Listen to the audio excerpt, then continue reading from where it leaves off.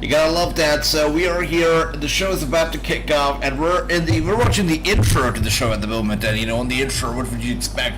Right off the bat, Dusty Rhodes, Cody Rhodes here, welcoming us to NXT Great American Bash in the place where the American Dream was born. Right here, NXT returns with Great American Bash. This should be a good event. Good to see you, my brother True. Welcome. And I see that True said that actual matches are happening during the pre-show. It is hard to believe that during the WWE pre-show we get actual matches, but it's true. This time they had legit matches in the pre-show. This one right here, we got Dragon Lee, Fraser, Leon, and Valentina taking on the Metaphor. I believe this was the actual match. One match that actually happened on the pre-show or was advertised for the pre-show. Crazy times are changing, I believe, and WWE also, I believe, is kind of inclined finally on giving us matches on the actual pre-show, which is great. And good to see you, Andrew. Welcome. And Andrew says, imagine that WWE doing pre-show matches finally. Back to its roots, right? Back where it should have been a long time ago. It's good to see that happening. It's good to see WWE actually giving us matches on the pre-show. Tony, my brother, welcome. That's right.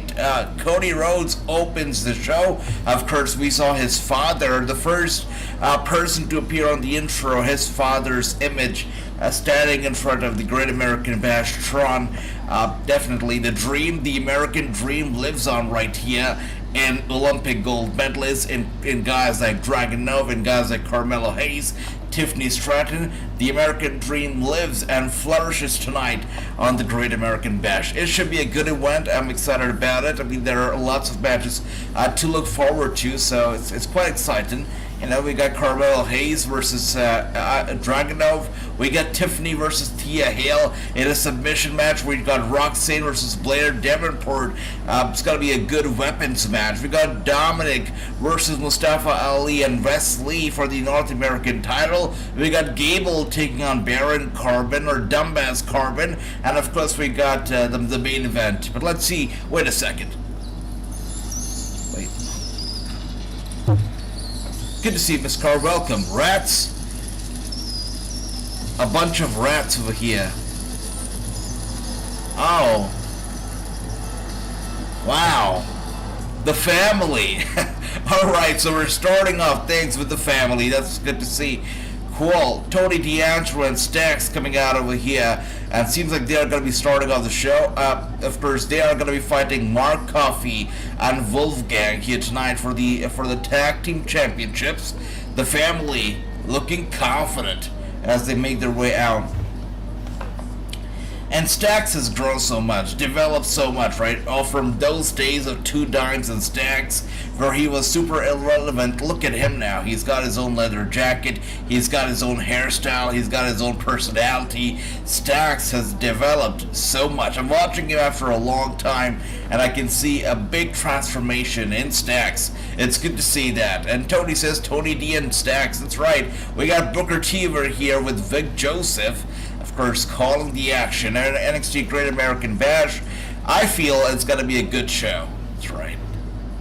And here we are. Is the predictions title being defended during the show? No, true. We're going to be defending the predictions title during SummerSlam. Tonight, it's just for fun, but SummerSlam coming up in like a week, and that's where we're going to be defending the predictions title. Yes, that's right. And Tony says, I'm having a difficult time watching both the Great American Bash. Oh my goodness, are you watching Family Feud as well? That is hilarious. I would love to watch it too.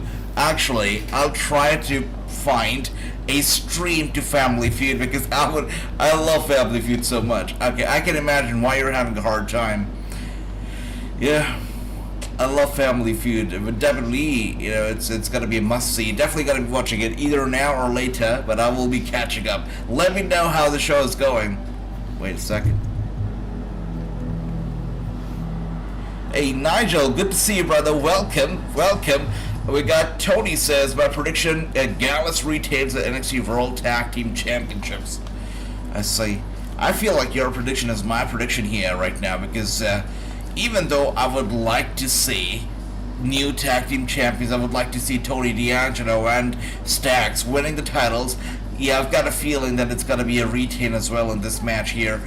Your prediction is now my prediction too, Tony. I feel like Gallus, they're going to be retaining the titles. Yep. Mr. Singh, good to see you. Welcome.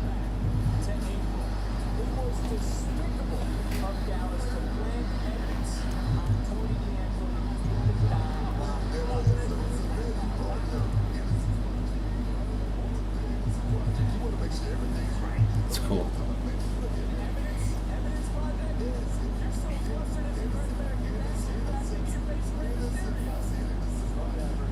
So I'm really watching Stacks after a long time because I haven't been keeping up with NXT. This guy has undergone a big transformation. Look at him, he's almost overshadowing Tony D'Angelo. He looks better, he looks younger, he's got a better hairstyle than Tony, he's wearing better pants than Tony. Stacks looks like a bigger star in the making than Tony D'Angelo right now. Does anybody else also feel so? Because I definitely feel like we're seeing a bigger potential star in Stacks than in Tony. Tony was great until 2 times was around, but 2 times left, and Tony just fell off the map for me. But let's see if tonight's performance is going to be speaking under the story. But you have your elbow strike to Stacks, and he goes down right there, center of the ring. Trash talking going on in the ring as we see here as well. Irish whip, Stacks going up to the ropes, rebounds, beautiful spinning elbow strike, followed by a great drop kick. I told you guys, Stacks seems like a good idea to me. A nice double team move. We got some punches to the guts and a clothesline. 2 dimes here. I'm sorry, 2 dimes. You got the guy who killed 2 dimes, Tony D'Angelo here, showing off some aggression as well. Tony says Alexa Bliss looks beautiful, especially being pregnant on stage. Yep, lots of people said that she's glowing now that she's pregnant, so God bless her, her family, you know, and it's good to see her being successful and just doing what she's doing here. You know, it's great. And here we are once again, double T move here between Tony D'Angelo and Stacks, the family. Doing pretty damn well, just throwing him over to the guy. It is Stacks in full control here, going for the cover again. It's a kick out. And I believe this is the only tag team match that we're going to be seeing tonight. We don't have any other tag team matches.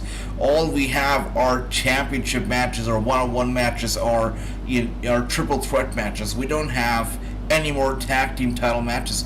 I believe the pre-show had like a 4 versus 4 intergender, and now of course this one right here is 2 versus 2, and that's about it. Tony D'Angelo chasing the manager around the corner.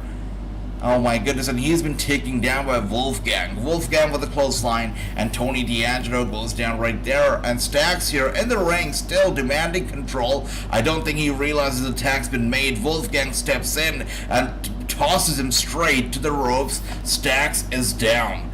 Wolfgang in the ring, the legal guy, and in very much control over here. Crazy good. Okay.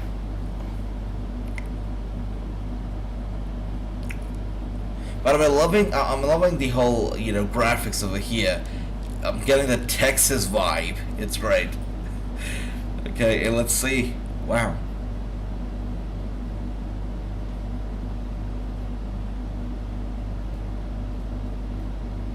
Stacks another time. Takes a big elbow strike to the back of literally the neck. Mark Kofi here, inflicting pain and punishment on Stacks. Stacks trying to fight back. Look at this. A few punches straight to the gut before he's been tossed down to the lower rope. And Stacks is down in trouble again. And the manager getting in here one more time, slapping him in the face. Stacks is in trouble, and he desperately needs to make the tag to Tony D'Angelo. Let me know, guys, what is your prediction? I know that Tony says that Gallus, they're going to be retaining the titles, but what do you think? Do you think Gallus, they're going to be walking out still the champions, or somebody else? Is Stacks and Tony D'Angelo the family? Are they going to capture the tag team titles tonight? Let us know. What do you think? We got Gary, by the way, in the house. My brother, good to see you, Gary. Hope you're doing well. Great to see you. And one more time, going for the cover on Stacks. Stacks kicking out again. Right. You got a headlock locked in. Things are not looking that great here for Stacks right now. About 11 minutes into the show here.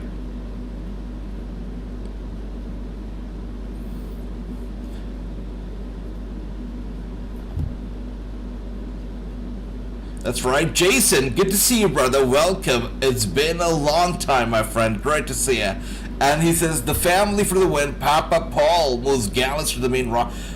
So it's a great thing that you actually mentioned that, Jason, because the question that arises from your comment now is that you guys think that these guys, the Gallus brothers, the Gallus guys, are they main roster ready? Do you think they'd be over on the main roster if they were to be pushed either to SmackDown or Raw right about now? Do you think that they are ready for the big one?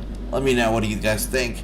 And we got Andrew says, Tony D'Angelo for the victory. Run DMG, brother, I acknowledge you. Good to see you. I'm digging the graphics on the screen, but no studio, says Andrew. I know, brother, sorry. We'll be having studio next week. Yeah, we'll be having it next week. Sorry about that, and let's see, once again. My brother, I'm sorry, I'm hoping that I'm not letting you down here without the studio. But here we are, spine buster from Tony D'Angelo, going for the cover again. Oh my. I don't think that Wolfgang realized what he was about to do. Wolfgang basically threw himself on Mark Coffey, his own partner, and now Stacks, as well as Tony D'Angelo, picking up the pieces, headlock, punches to the gut. Yep. They've got this thing under control right now. Gallus are beasts. Yes, they are. Yes, they are. But the thing is that, are they going to be over on the main roster or not? Main roster to be over, there's a lot of things that matter. You know, you have to be, of course, sound in the ring, which they are very much sound. But you also have to be appealing to the crowd, appealing to the people backstage. And I don't know if, Vince McMahon or the people in charge are going to be impressed with them or their presentation on the main roster, if they're going to be finding them optically appealing, you know what I mean? So, I don't know. Let's see. We got Nicholas here saying, yes, AJ, they are ready. Good to see you, Nicholas. Welcome. And here we are one more time. Look at that.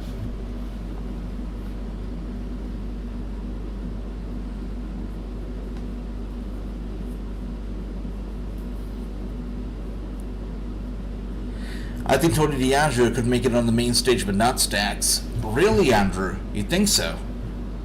I mean, I'm watching Stacks after a long time, right? A long time. And I don't know if he can cut promos or he can do any talking, but just watching him tonight, I feel like we've got a star in the making. He looks good to me. He's got a good hairstyle. I feel like he's moving around the ring pretty well as well, quite fluid. I'm not sure about the promo work otherwise, you know. I know that Tony D'Angelo has got that part covered, but yeah, Stacks, I feel like he looks good. Or he's moving good. Let's see. And here we are, grabbing the chillet off Wolfgang's hand. Oh dear. They're going to be going for the double T move on Stacks. The referee clearly distracted. Wolfgang going for the cover. The referee, oh my goodness, Tony D'Angelo. Literally the last second he comes in and he makes the save just like that. And trending right now, number one on X is NXT GAB. It is now X, like Elon Musk basically on Twitter revealed his plans for Twitter to finally become X. That's the plan for them. They're going to be turning it into X. Now he's calling it formerly known as Twitter, so the whole platform is being rebranded as X now, and it's true. And let's see, Nicholas says, honestly, I'm only watching this for Dragunov. I get that. I get that. Dragunov is just such a guy. I'm hoping that he wins tonight. I really do hope so. I feel like Carmelo Hayes could, especially now, you know, with Bobby Lashley basically talking about Carmelo Hayes and Trick Williams with the Street Profits the other night on SmackDown. I think it's a given, right, that Carmelo Hayes and Trick Williams are moving up to the main roster, that they are dropping that title and they're moving up and joining the new Hurt Business 2.0. It's a given. After all, Bobby Lashley in the backstage segment talked about them. He mentioned their names, so it's happening for certain. With that being said, guys, we indeed have new tag team champions. Stacks as well as Tony D'Angelo have captured the NXT Tag Team Championships, and Gallus, they are history. That's right, we've got new NXT Tag Team Champions here, and Tony D'Angelo and Stacks. And what this means is that it can only mean one thing, that I'm super lucky for Tony D'Angelo. When I was around, when I was doing the NXT watch-alongs, I always saw Tony D'Angelo winning, and now I come back and I'm watching him again, and he wins again. I'm just lucky for this guy. That's it. But good stuff, Tony D'Angelo with the victory. And Tony says, Mamma Mia, 0-1. That's right, Tony. But wow, what a sweet opening match. Sweet opening match. You know, not anything crazy, but still a good opening match. Tony D'Angelo, quite smart. Stacks can wrestle, but he's having a hard time keeping his NY. What? I see. Oh, that's funny. Yeah. Yeah, they have to maintain that Italian mafia kind of, voice and those standards. So that's that. New NXT World Tag Team Champions. That's right, Tony D'Angelo and Stacks. Stacks looks like the elder brother of Hook. Honestly, look at him right now. He looks like he's ready to hook somehow. Good stuff. Sweet. It's sweet. Sweet. They deserve the victory, honestly. These guys have been hustling. These guys have been working hard for such a long time. It's great to see them finally getting that acknowledgement and getting that push and the title. It's great to see that. And now we're getting, I believe, a WrestleMania commercial, Philadelphia, next April, WrestleMania 40. 4 decades of WrestleMania. Look at that. Okay.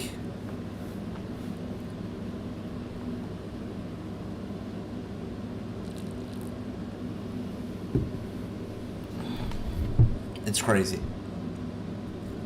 Tickets available August 18th. Again, if anybody's going to WrestleMania, let me know. If anybody plans on going to WrestleMania, let me know. And here we are, Cora Jade video package.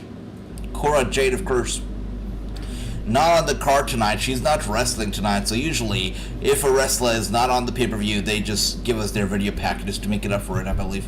So that's that. Tonight we have Roxanne Perez taking on Blair Davenport, a big match. We got Dom versus Ali versus Lee, Gable versus Corbin, very excited about that. Tiffany Stratton, who's defending her NXT Championship against Thea Hale in a submission match, and of course we got Carmelo Hayes versus Dragunov. So 6 more matches yet to come.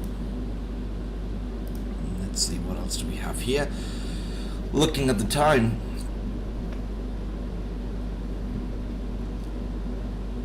So this match here, the tag team match, took roughly about 18 minutes. Not bad at all. I may be going, it's only 3 hours from me, says Andrew. That's awesome, Nautic. That's great.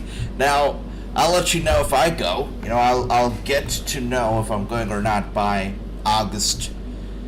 It's funny because this thing is going on sale on August 18th.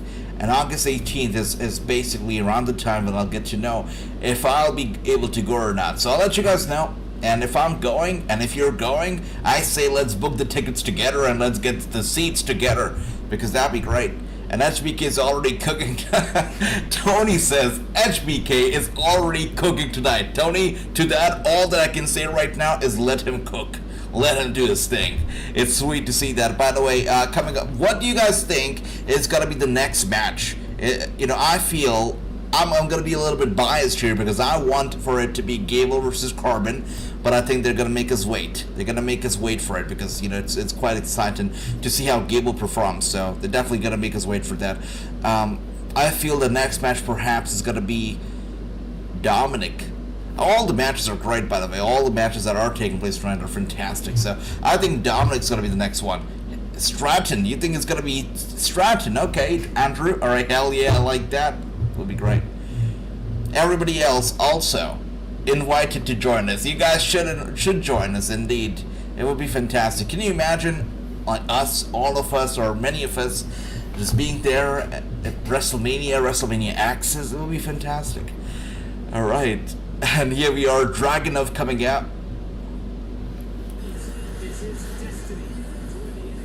He's looking good, looking great in that suit.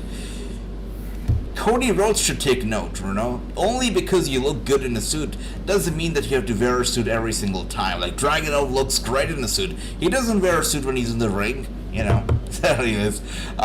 Coming up next is going to be Roxanne Perez versus Blair Davenport. I'll take it, because this one is going to be a wild weapons match. We're in Texas, and we're going wild. It is the Wild West, and coming up next is going to be Roxanne Perez versus Blair Davenport in a wild weapons match. That's right. It would be a party within a party. Hell yeah. Hell yeah. And I feel like for wrestling fans, or most of them, it's so good because it feels like a community that's getting together, right? It really feels awesome that, you know, we all have something that we are so passionate about, and we're sharing this passion when people get together for shows like WrestleMania. I remember when I was at WrestleMania 35, and, you know, the whole lodging and everything, it was taken care of by the WWE, so I was there, staying at a WWE hotel, which was like 5 minutes of walk from Barclays Center. Barclays Center was the site for, you know, their Hall of Fame and what else, NXT TakeOver and all these other shows, Raw, SmackDown. So they made us stay right next to Barclays Center because it was very convenient to walk up there. So I came to know that WrestleMania Access, you know, the whole meet and greets and the merchandise store, whatnot. WWE actually had buses running from Barclays Center to the site of Axis every single morning, different times. So I just walked up to Barclays Center and I saw this whole queue, this whole line of people, you know, just queuing outside of the Barclays Center waiting for the bus.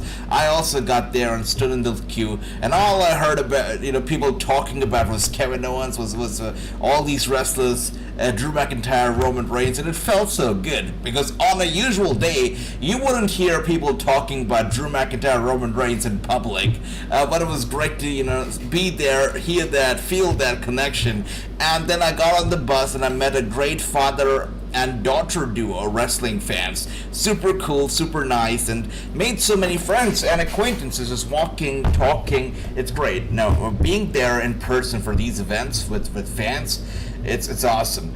I remember WrestleMania 35, actually, I was going through the immigration, right, at JFK Airport, and the immigration officer asked me that, where am I going? I tell him I'm here for WrestleMania, and we all start talking about WrestleMania and Brock Lesnar and Roman Reigns and all that stuff. So it's awesome, it's awesome. The wrestling fan connection is a great connection, and I feel it's quite undervalued, because a lot of times people want to clash and they want to get in heated debates other than just sharing the passion. It's overlooked. No, the connection that we have is certainly overlooked. It's a great big family, I feel. But that's right. Nicholas says this Corrigate promo package is way too long. Like, we get it. She's dangerous, and that's right. And that's it. That's it. Only if they would realize it too, right? But here we are, Roxanne Perez coming out now. A lot of people look at her as the next AJ Lee. Or you know, the next big thing. What do you guys think when you look at Roxanne Perez? Do you see a major star in the making? Do you see a future main eventer, WrestleMania main eventer, somebody up there with Charlotte Flair, Becky Lynch? Let me know what you guys think. AJ, if you go to Philly, you must eat at Geno's and Pat's too. See which one you like. All right, brother. Okay, all right. You gotta introduce me to the places, right? Gotta go together. You gotta show me around, Andrew. All right, let's see. Tony says, my prediction is Roxanne. Based on how your predictions have been going tonight, Tony, I feel like, you know, it's gotta be Blair Davenport. I'm just kidding. I'm just kidding. No, I'm just kidding. Don't worry. No, it could be Roxanne, but I'm gonna go with Blair. Oh, look at that. Her family here ringside for... I thought that was Carl Anderson. That was a random fan. Wait a sec. Oh my goodness. Blair Davenport was literally sitting in the crowd. Roxanne went over to say hello, and Blair Davenport attacked her with an elbow strike, and here we are. It's a cat fight here, ringside. Blair Davenport is awesome.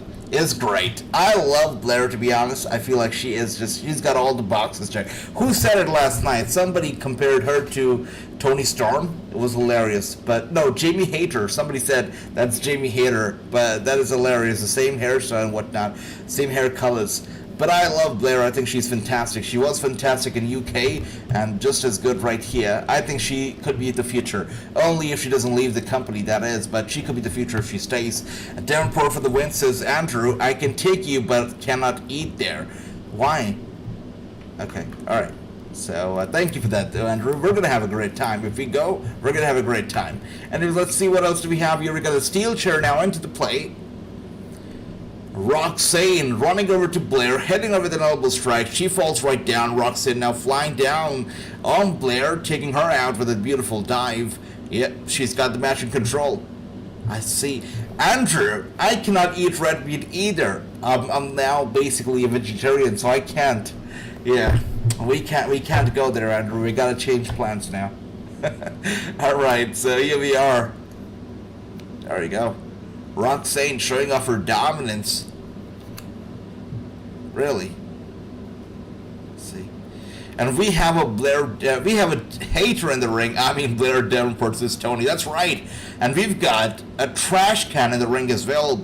Of course, this is a vile weapons match. So you've got all these weapons decorated all around the ringside. You know, you're next to the commentator's desk, next to the barricades. You got the weapons everywhere. Steel chairs. You got the trash cans. And Roxanne's mom looks very concerned as she looks on over there. Look at that. But say what you want. I believe there's no mom in the WWE ever in history of the company who has endured as much pain as, you know, the mom of the wrestler who Brock Lesnar absolutely murdered. You know, the guy, what was his name again? The guy with one leg, with one you know, artificial leg. I can never recall his name, but Brock Lesnar literally murdered the guy at ringside. Took off his leg, I believe broke it right in front of his mom. It was crazy. It was crazy. And here we are, Blair once again just tossing that steel chair. Just tossing it straight to the back of Hater, and I mean Roxanne, right in front of her mom. Her sister, I believe, just looking on.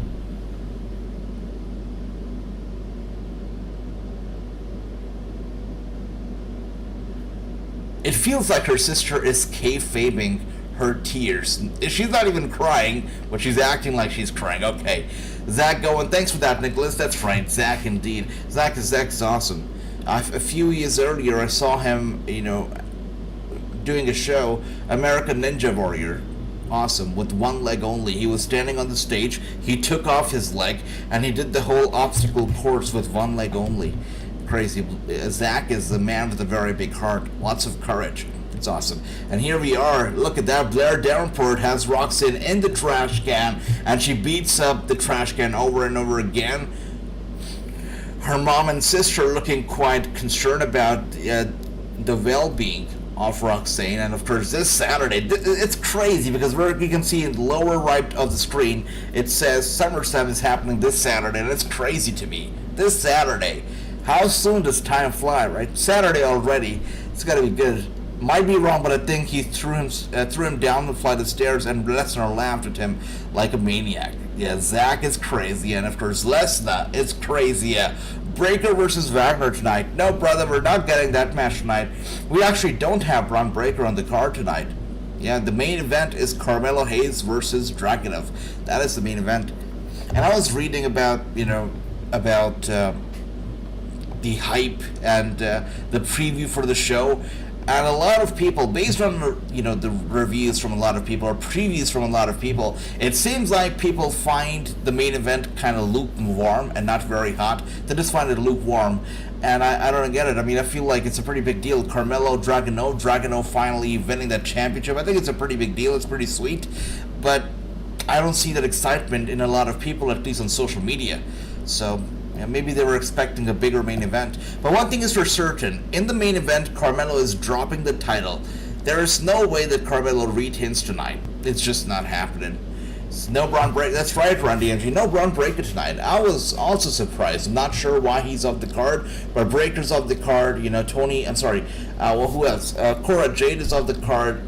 Yeah, there are some significant stars who are not wrestling tonight. Roxanne once again going over to Blair Davenport. Davenport now with the belt to the gut and to the back. She's whipping her over and over again right in front of her sister, her mother, just choking her up with the belt, and all that her mother can do is shout. Look at that.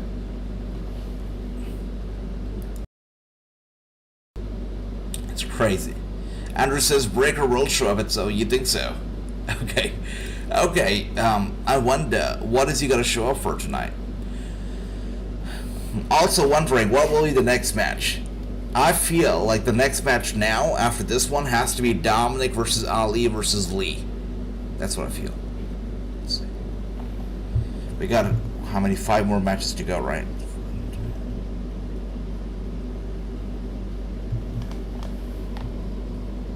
Wow.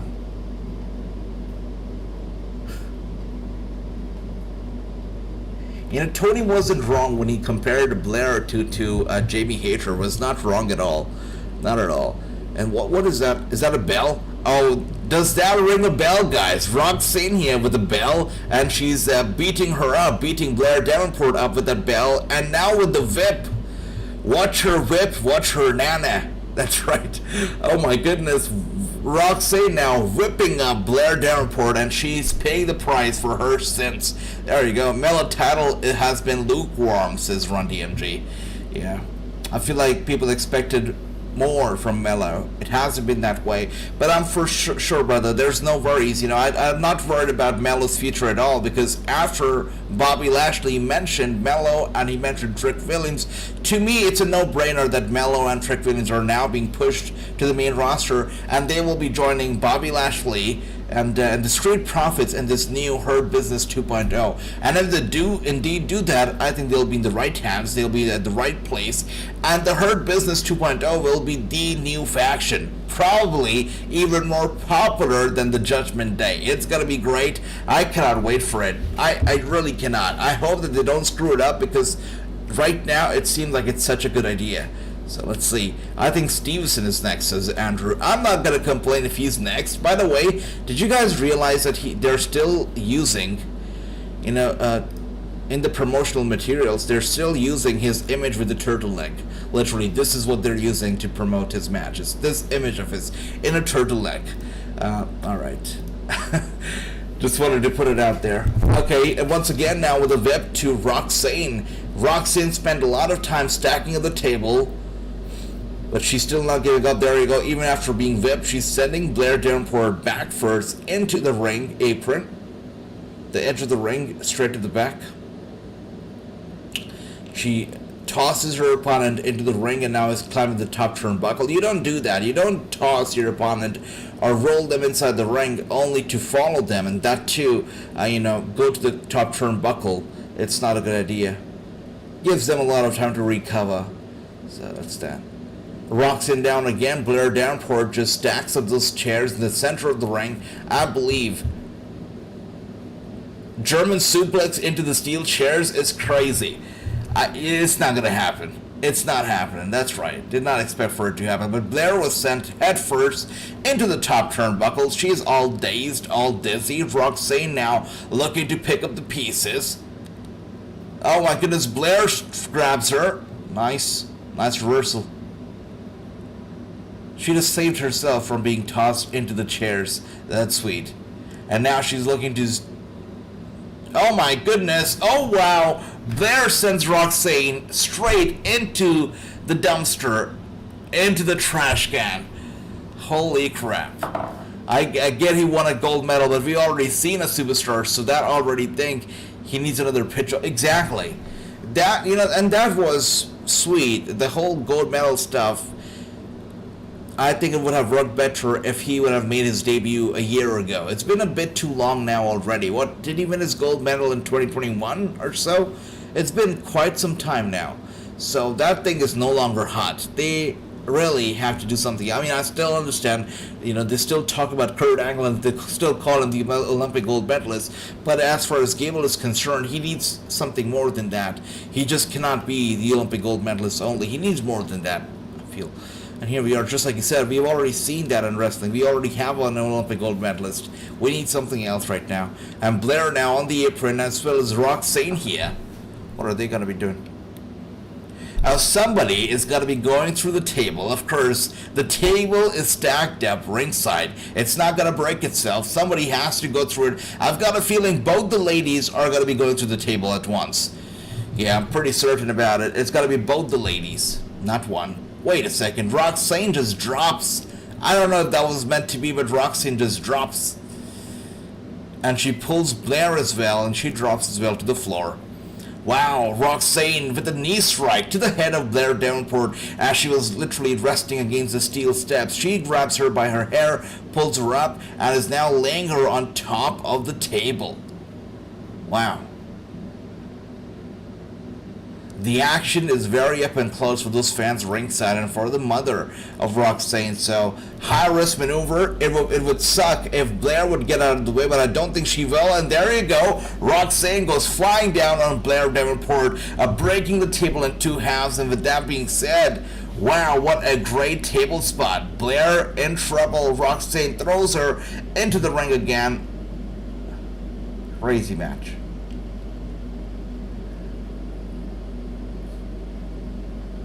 Spinning kick. Blair goes down to a knee here. Roxanne once again. Oh my, this is it. Has to be it. Going for the cover. And it's over. Roxanne with the victory. She gets it. She gets it. Cool. Sweet match.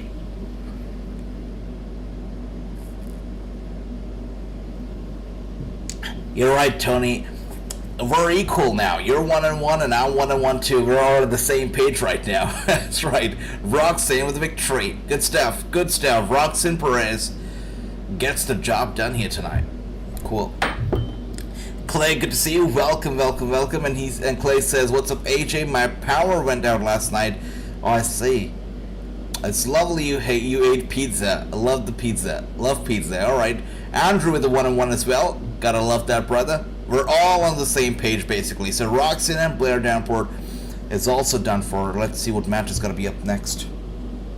Let's take a look.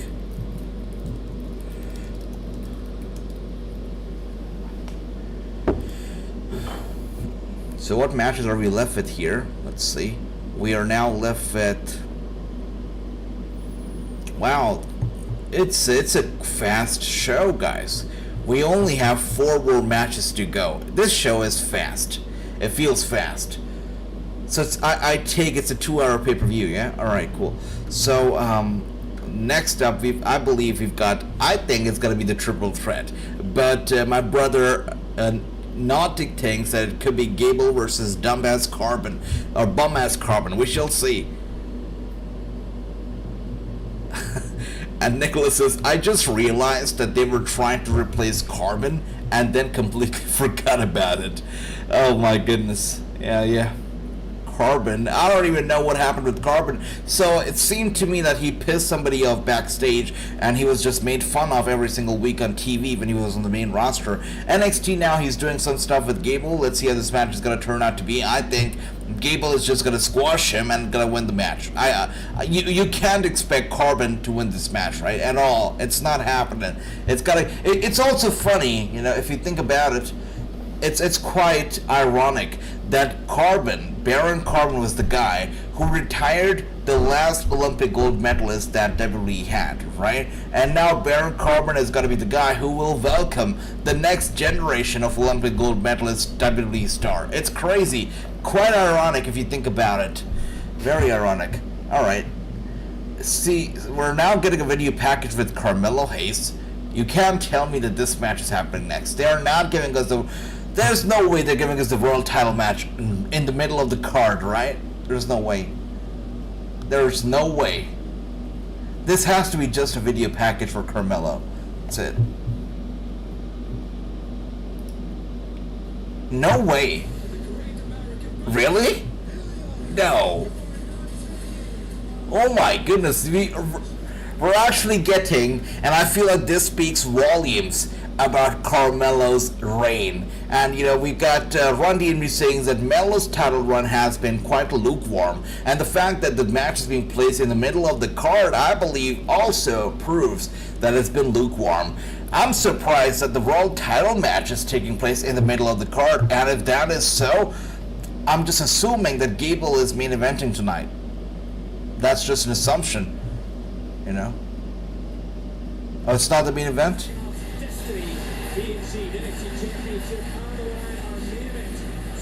Oh, good stuff. Okay, it's the main event, guys. It's the main event. That's good. It's good. They got me right there. they had the whole video package, and I'm like, what the hell's happening? How is this match happening up next? But now, it is the main event. It's the main. They just got us over there. All right, cool. But it seems like coming up next is going to be the women's championship match. Tiffany is literally channeling her inner Barbie. Look at the Barbie colors that she's wearing tonight.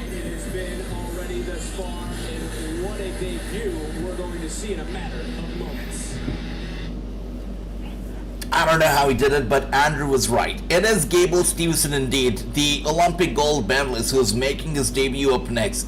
Andrew Nautic was right, and after tonight, I'm never doubting Nautic again. It is indeed Gable versus Corbin coming up next. This should be good. This should be good. Yeah, do not doubt the Nautic. Let's see. I just hope Steveson looks better tonight than what he did Tuesday. I'm hoping so too. You know, there's a lot of criticism around Gable Steveson and his wrestling abilities. Tonight, I'm hoping, just for the sake of his own career and his future, I'm hoping that he actually, you know, proves us wrong tonight and actually, you know, performs well. I'm hoping for the best for Gable himself. No chance he's winning tonight, says Nicholas. Melo's not winning. You're right about that. The main event still ahead. That's right, Tony. The video package got us all. It's funny how they had the whole video package for that match, you know, being played before this Gable match. No video package for the actual Gable versus Corbin match. It's quite interesting. That's right. Corbin and Gable. That's right, Tony. That's right. Yeah, forgot about that. Corbin retired Angle, but that was back in 2019 when they had some hope for Corbin. I hated the idea that Corbin was happening. Corbin was the guy who was going to be retiring Angle. I hated it. The last match, the farewell match, was terrible. Terrible. And when I asked Kurt Angle about it, he also did not seem very happy with it. You know, it was just something that Vince McMahon wanted to do, I guess, because he did not want Kurt Angle to retire. And that's why he gave him that match, hoping that he would say, no, I'm not retiring just yet. I'm not retiring against this guy. But Kurt Angle, you know, he knew what his body said, and he listened to his body, and he said, okay, if you want to give me Corbin, but this will be my farewell match. So he did not care who was going to wrestle. He just said, okay, I'll take it. And here we are, the Olympic gold medalist coming out with the Olympic gold. Gable Steveson representing America, it seems. Cool. Yeah, just like Andrew says, the guy needs something new, but okay, that's all right. It's only his debut, only his first match here. And look at the look on the face of Gable as he comes out. He looks nervous, does he not? He looks a little bit nervous. Ricky, you're late to the party. Good to see you, my brother. Welcome, welcome, welcome. Hope you're doing well. And Corbin needs to go back to the Lone Wolf, yes, and he needs to grow his hair back again. The hair and the beard might do miracles for this guy. AEW Collision was a good show last night. See about bring back the world title. That's right, Ricky. It was good. Spray painted the X over the title. They're now calling it the real world champ. I was left a little confused. A little confused by MJF's reaction to the whole thing. He did not react to the thing at all. He did not flinch an eye, nothing. He did not do anything about the whole thing. Nothing. He was least concerned about CM Punk bringing out a secondary world title. So I was quite confused about that. We just need the milk. That's right, Andrew. That's all that we need right here. And here we are. Let's judge Gable's wrestling abilities now. He's smiling. Corbin looks pretty mad. It's crazy how tall Corbin is. Just towering Gable Steveson as the two stand in the ring right now. Elbow strike to Gable. So he gets the first slap in the match, the first strike. Gable with a nice elbow strike, I've got to say. That seemed powerful. That did seem powerful. And now, blindside, I think Gable was distracted. Again, a rookie in the ring here, no doubt about it. And Corbin just runs over to him and now gets him in the corner, punches to the head, a kick to the gut. Yeah, Corbin's got it. MJF did not attack Adam Cole, yeah. They hugged it out instead. The bromance was in full force, and here we are now, once again, with those elbow strikes from Gable. What just happened? Corbin just disappeared from the corner. Okay, alright, he slipped out.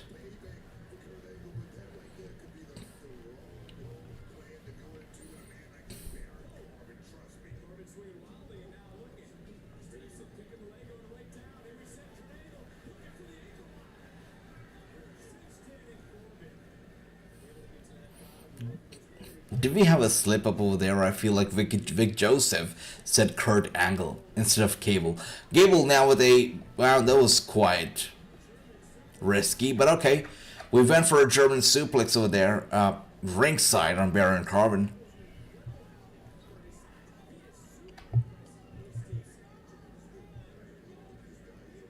Once again, he was going to go for the German suplex. Baron Corbin holds onto the barricade before sending Gable back first into the ring post. Gable's in trouble.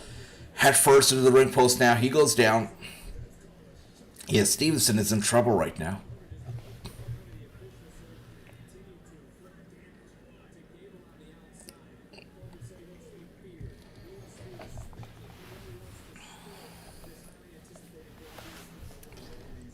Yeah, Baron Corbin's shoe is open.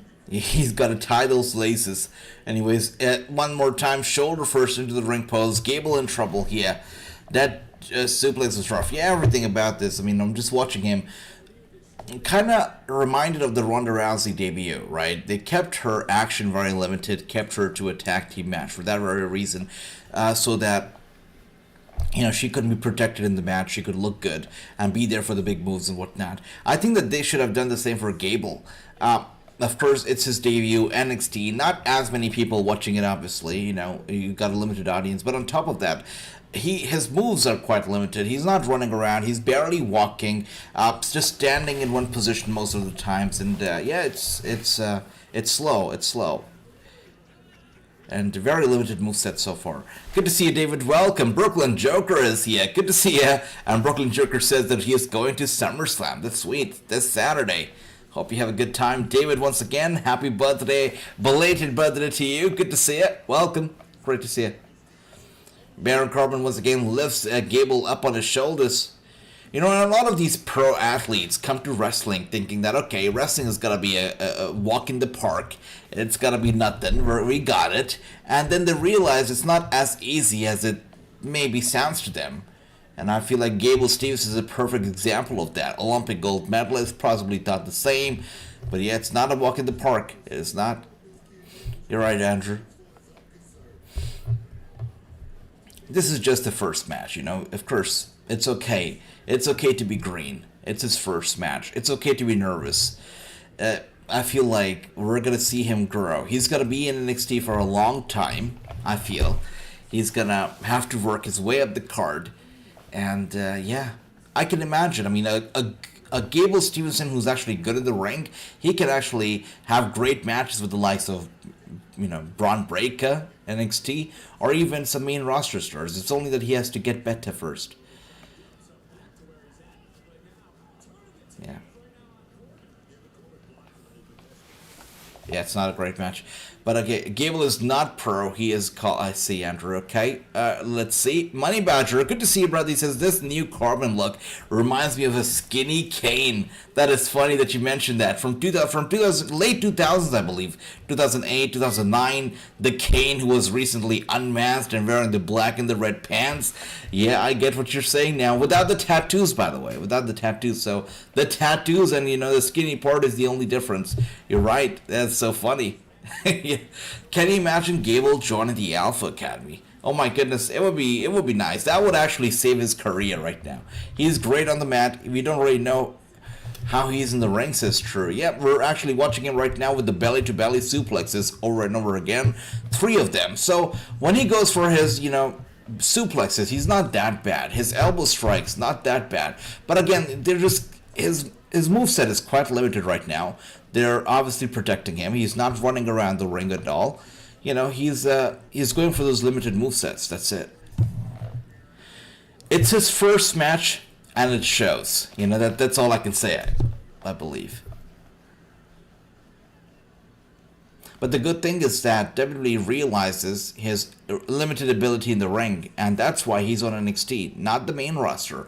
If WWE wanted, they could have pushed him to the main roster right away, and they could have forced this guy upon us. But no, they did not do that. They saved themselves and himself from embarrassment, and he's actually an NXT star. He's training, he's getting better, and that's a good thing.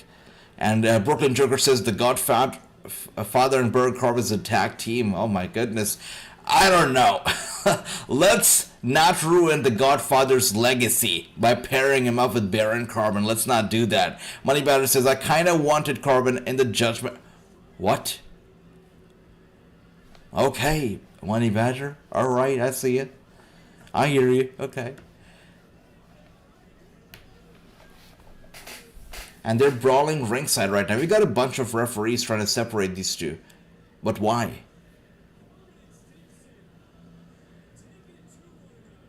I'm a little confused. Why did all these referees get in here to separate these two guys? What is happening? Is the match over? I'm super confused. What's happening here? I am super confused. What's happening, guys? Is the match over?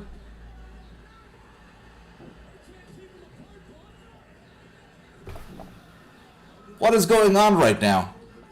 Oh, double count out. I see.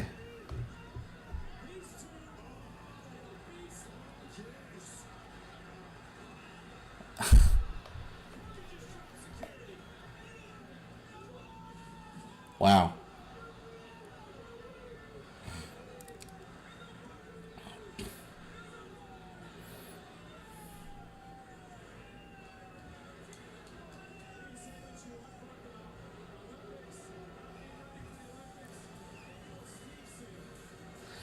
That was stupid.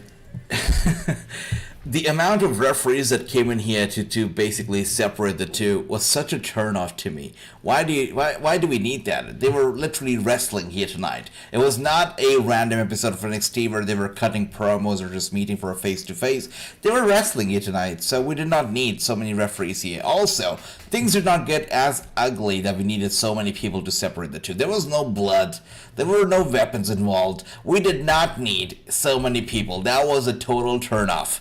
I did not enjoy the match, but what was worse was the finish of the match and the actual fallout of the match. Crazy bad. I did not enjoy that. The ending was really bad. I'm sorry. I think the crowd is booing. Yes, they were booing him. Yes, they were. Even though he put Baron. I don't know who thought that was going to be a good idea and was going to get him cheers. But he just put Baron Corbin through the barricade. The barricade kind of fell, but the crowd was still booing. It's not like we're kids and we're going to start cheering if we're handing a lollipop or we're handing an ice cream. We're not going to start cheering right away. You know, it's going to take more than a barricade spot. It was bad. All right, it's a win in Corbin's books. at least he does not get a loss tonight, right? So good for him. Give me Gable versus Bron, says Money Badger, or Gable versus Gable. Gable versus Gable would be great. I would like that. I would love that. Yes, would be great. Matter of time, I believe. But tonight, you know, one thing's for certain, just like Nautic said, Gable is green. And it shows. And that's why he's on NXT, not the main roster. So, you know, otherwise with an Olympic gold medal and whatnot, you would expect for him to straight go to the main roster. And that was the plan. Remember 2022, I believe, or 2021 was it? He was drafted to Raw. That was the plan. They did not plan or intend on sending him to NXT. They wanted him right away to be a Monday Night Raw superstar. That was the plan. They drafted him to Raw. And now he's on NXT years later because he's not good in the ring, and they know it. So that's that. A real freestyle match, Gable versus Gable, would be nice, Andrew. Yeah, it would be great. Freestyle match would be sweet. Alright, with that being said, we are done with yet another match here in Gable versus Corbin. Not a fan. I usually don't get super critical about, you know, matches like these, but I've got to say, the match itself was bland, but that's okay. We're watching NXT. We're watching a debut of somebody. First time that they're wrestling in front of a crowd. We understand that. It's not going to be fantastic. It's okay. It's all right. But the fallout was terrible.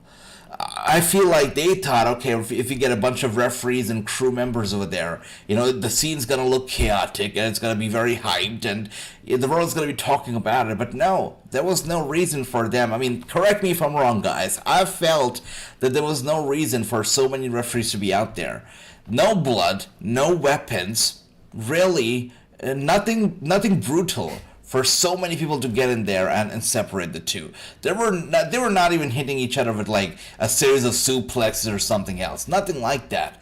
Just punches. That's it. So that's that. What do you think, Stratton? I would love that. I would love that. I mean, they were showing us Stratton looked ready. She was there with the title. And also, you know, Thea Hale looked more than hyped about the match. So it could be up next. If we only have 3 matches that are yet to come, we got Dominic versus Ali versus Lee. That's for the North American Championship triple threat match. We got a submission match in Stratton versus Thea Hale. And of course, the main event, that's got to be for the world title. So, let's see.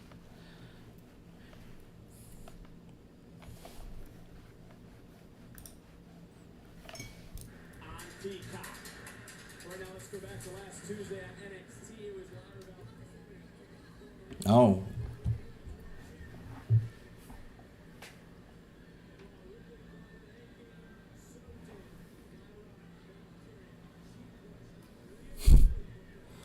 Yeah, Nicholas, I feel like, you know, you're right, and that's something that Nadik was also talking about, you know, just a few minutes ago, that they need to do something else. He needs to talk about something else than just being the Olympic gold medalist or proud American, whatnot. But the thing is, right now, after watching this match, I feel like the concern should be his in-ring work. The gimmick can come second. The gimmick can wait. But what we need right now is his in-ring ability. That needs to be worked on a lot. It needs a lot of work. And I don't even know how he's on the microphone. Yeah, I mean, let me know if you guys think he's good on the mic, but pretty sure that department also must need some work. But the wrestling needs a lot of work. The skills in the ring need work. And once he's got that figured, maybe move on to a new gimmick. But right now, that needs work. That's what I feel. The last match was not good, says Rick. Yeah, I agree with that. Yeah. It sounded like they could have nothing for Corbin. Yeah, they have nothing for Corbin. They don't care about Corbin. He's just there now as the new Dolph Ziggler. That's about it. But they've got nothing for Corbin. You're right. Moneybetter says same. Much love. So let's just say I'm very curious about this NXT Women's Championship match tonight. What the hell just happened here?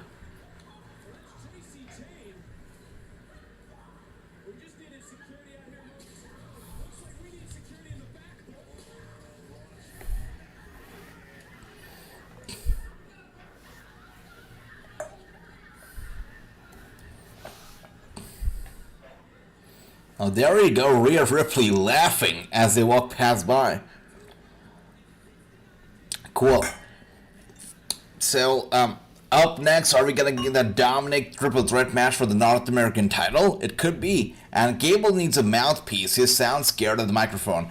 Yeah, I mean, he should get a mouthpiece. Absolutely should. If that's the case, if he sounds scared, I think he's just nervous, you know, to be here. You just saw his entrance tonight, and the look on his face, it screamed nervousness. So, yeah, I feel like a mouthpiece would help him, especially somebody standing ringside for him, encouraging him, maybe talking to him mid-matches as well. So he knows that he's got some support system going on over there. Somebody like William Regal, you know, would be a great support system. Somebody like Paul Heyman would be a great support system. So that's that. But Wesley out here, we are indeed getting the triple threat match up next. So it's sweet. The 2 world title matches are main eventing the show, basically. We got the women's world title that's got a co-main event, and the men's world title, the main event tonight. Wesley on his way out over here.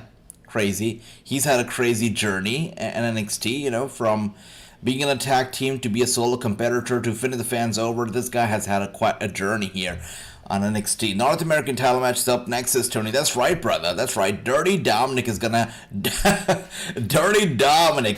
dominate once again. That's right. He's gonna do his name a lot of justice here. Ricky says, I picked Dirty Dom to win. Yeah, that's right. Dirty Dom will retain, says Andrew. There you go. Definitely. He did not win this title, you know, for nothing. He's got to retain. There's no way in hell that he is dropping this title this early. It's not happening. The third last match of the night, by the way, guys. Dirty Dominic versus Wesley versus Mustafa Ali. It's going to be good. Coming up next is Mustafa Ali.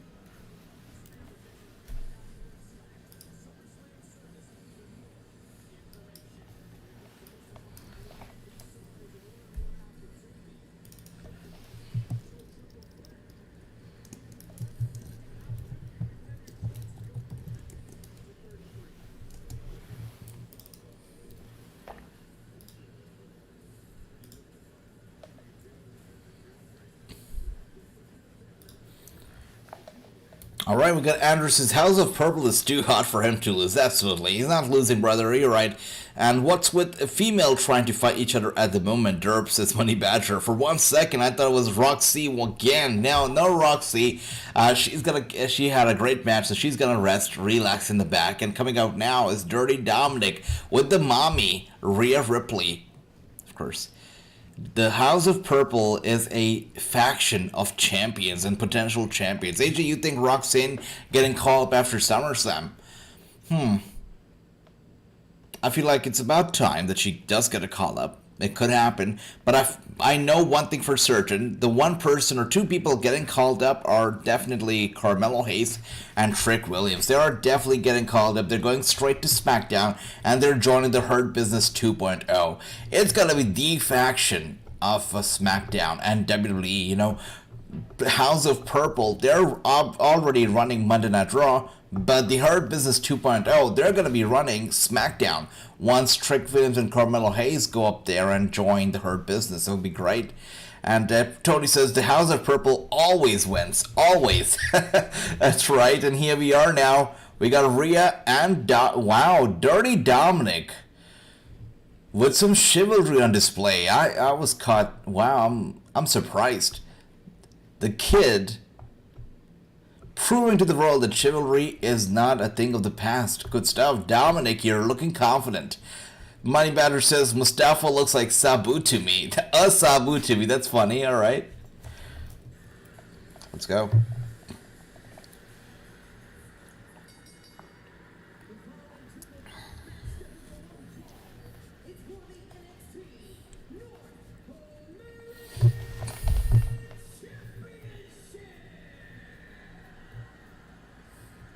That's right, Ricky. Yep.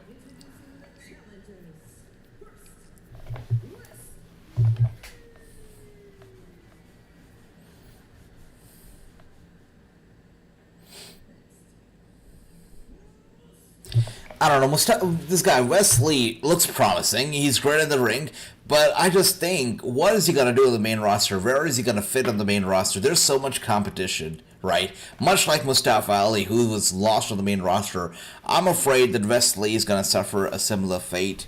I don't know. There's no gimmick. There's no character. It's just a pure, raw superstar who's good at what he does, wrestling. So to survive on the main roster, you need more than that, I feel. So where is he going to fit on the main roster? I'm concerned. Wesley is great. He's enjoying success here in NXT, you know, to a certain level. Main roster, I'm really concerned about this guy. I think Wesley joining Bobby in Hurt Business, that would be nice. That would save him, for sure.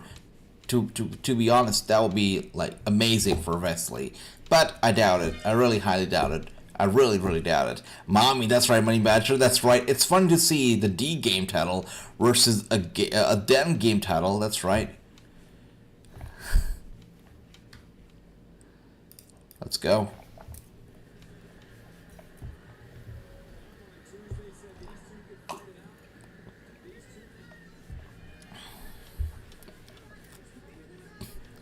It would be funny, right, Andrew, if both the titles were being defended at the same damn time? But it's sweet. It is sweet to see Judgment Day with all the titles. You talk about the D game, the B game, or the DA game, you got all the titles in the faction. Here we are now, Mommy, acting as a shield for Dirty Dominic, but she does not see what is happening. Wesley also targeting Dominic Mysterio. Dominic just slips into the ring, running away from Mustafa and Wesley. Wesley, Mustafa working together. I thought Mustafa Ali was quite pissed with Wesley, but both of them here targeting Dirty Dominic. Like the rat that he is, he's suffering the fate of a rat as well here right now. Just getting kicked and kicked and kicked by both the guys. And Wesley needs to control himself. Come on. Oh my goodness, these two. I thought these two were smart enough to team up against Dominic, but come on, they're turning the tables against each other, and this is exactly what's going to lead to the downfall of these two, and this is exactly how Dominic is going to win the match. Big chop, by the way, to the chest of Dominic by Mustafa Ali. Man. Another double chops here to Dominic Mysterio by both the guys. and they kick him out of the ring to settle their own differences. Hurricanrana right here, off the bat from Wesley to Ali, who goes over to the corner. Nice dodge from Ali again, like Spider-Man. Look at this guy. He gets Wesley down once, twice. Wesley now trying to turn the tables.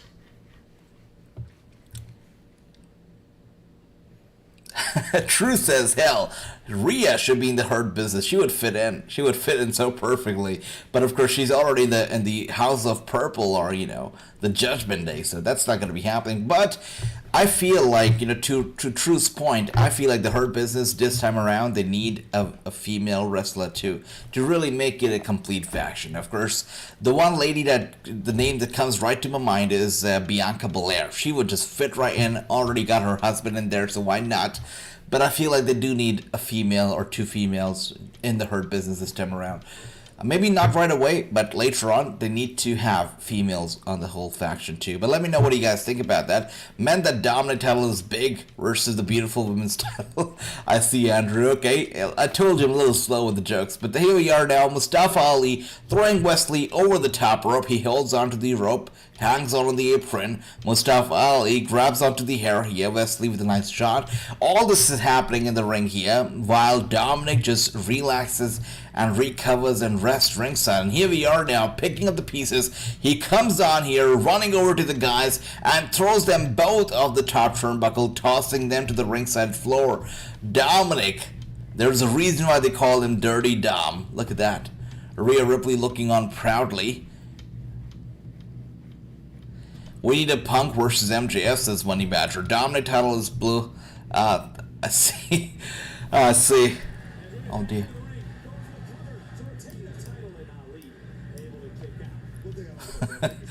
I see it, and trying to send the spell checks. And here we are. Dominic once again has Mustafa Ali where he wants him. Suplex to Mustafa. Oh my goodness. He's gonna pull an Eddie Guerrero here on Mustafa Ali. Look at that.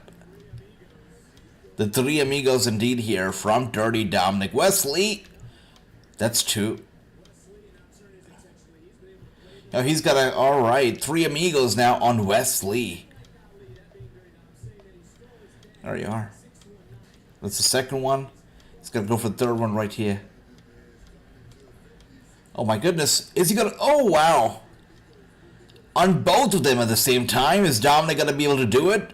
Wesley and Mustafa Ali don't think so. And they pick up Dominic instead. And oh my goodness. Don't tell me that. Both of them teaming up together to hit the three amigos on Dominic. That's crazy. The hatred for Dominic is so real that even enemies unite to take out Dirty Dom. That's how much people hate him. If Jade Cargill leaves AEW, rumor alert, I would love to see her defeat Rhea Ripley and become the new women's champion. So, that's crazy. Is there a rumor going around about Jade Cargill leaving AEW? That's insane. That's insane. Of course, WWE would be more than happy to have her. She is fantastic, and she's grown so much. We saw her in AEW from the very beginning.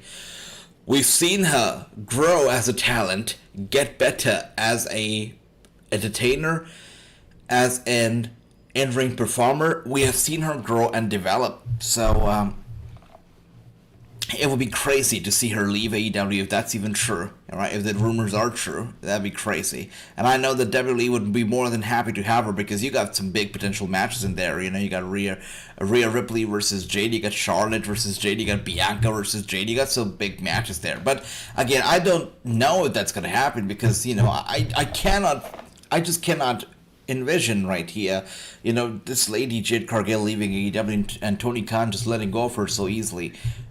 It's, Trish says her contract isn't up. Reports are that she will not return to AEW, says Ricky as well. I see. It's crazy. Yeah, Andrew, yes.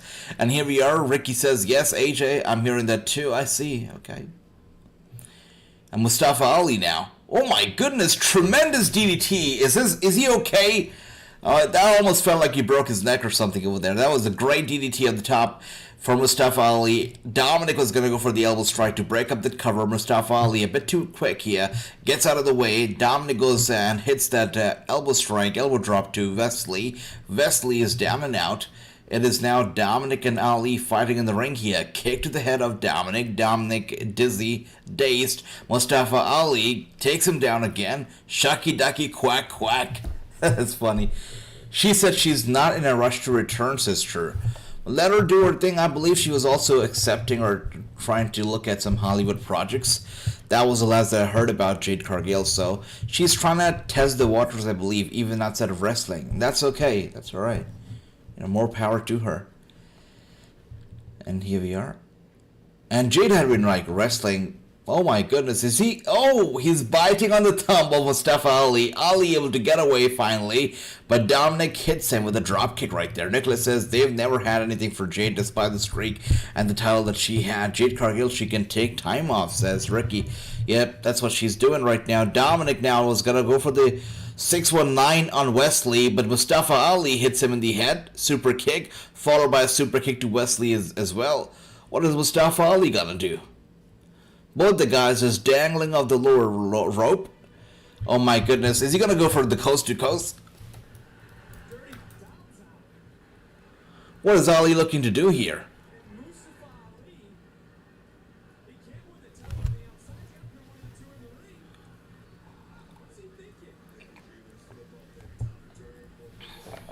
Oh my goodness.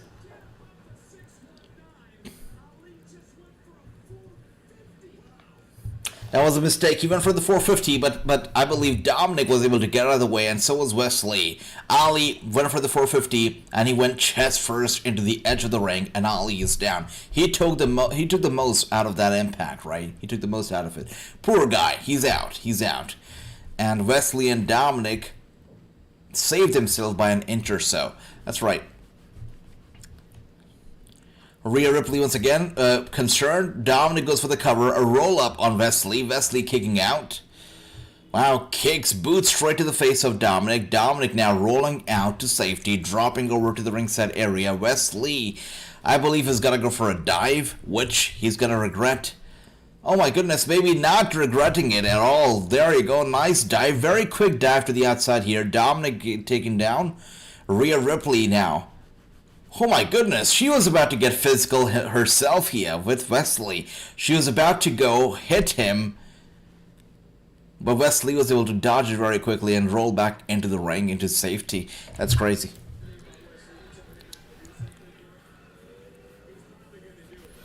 Where is the referee? There's no referee in the ring right now. Probably checking on Mustafa Ali.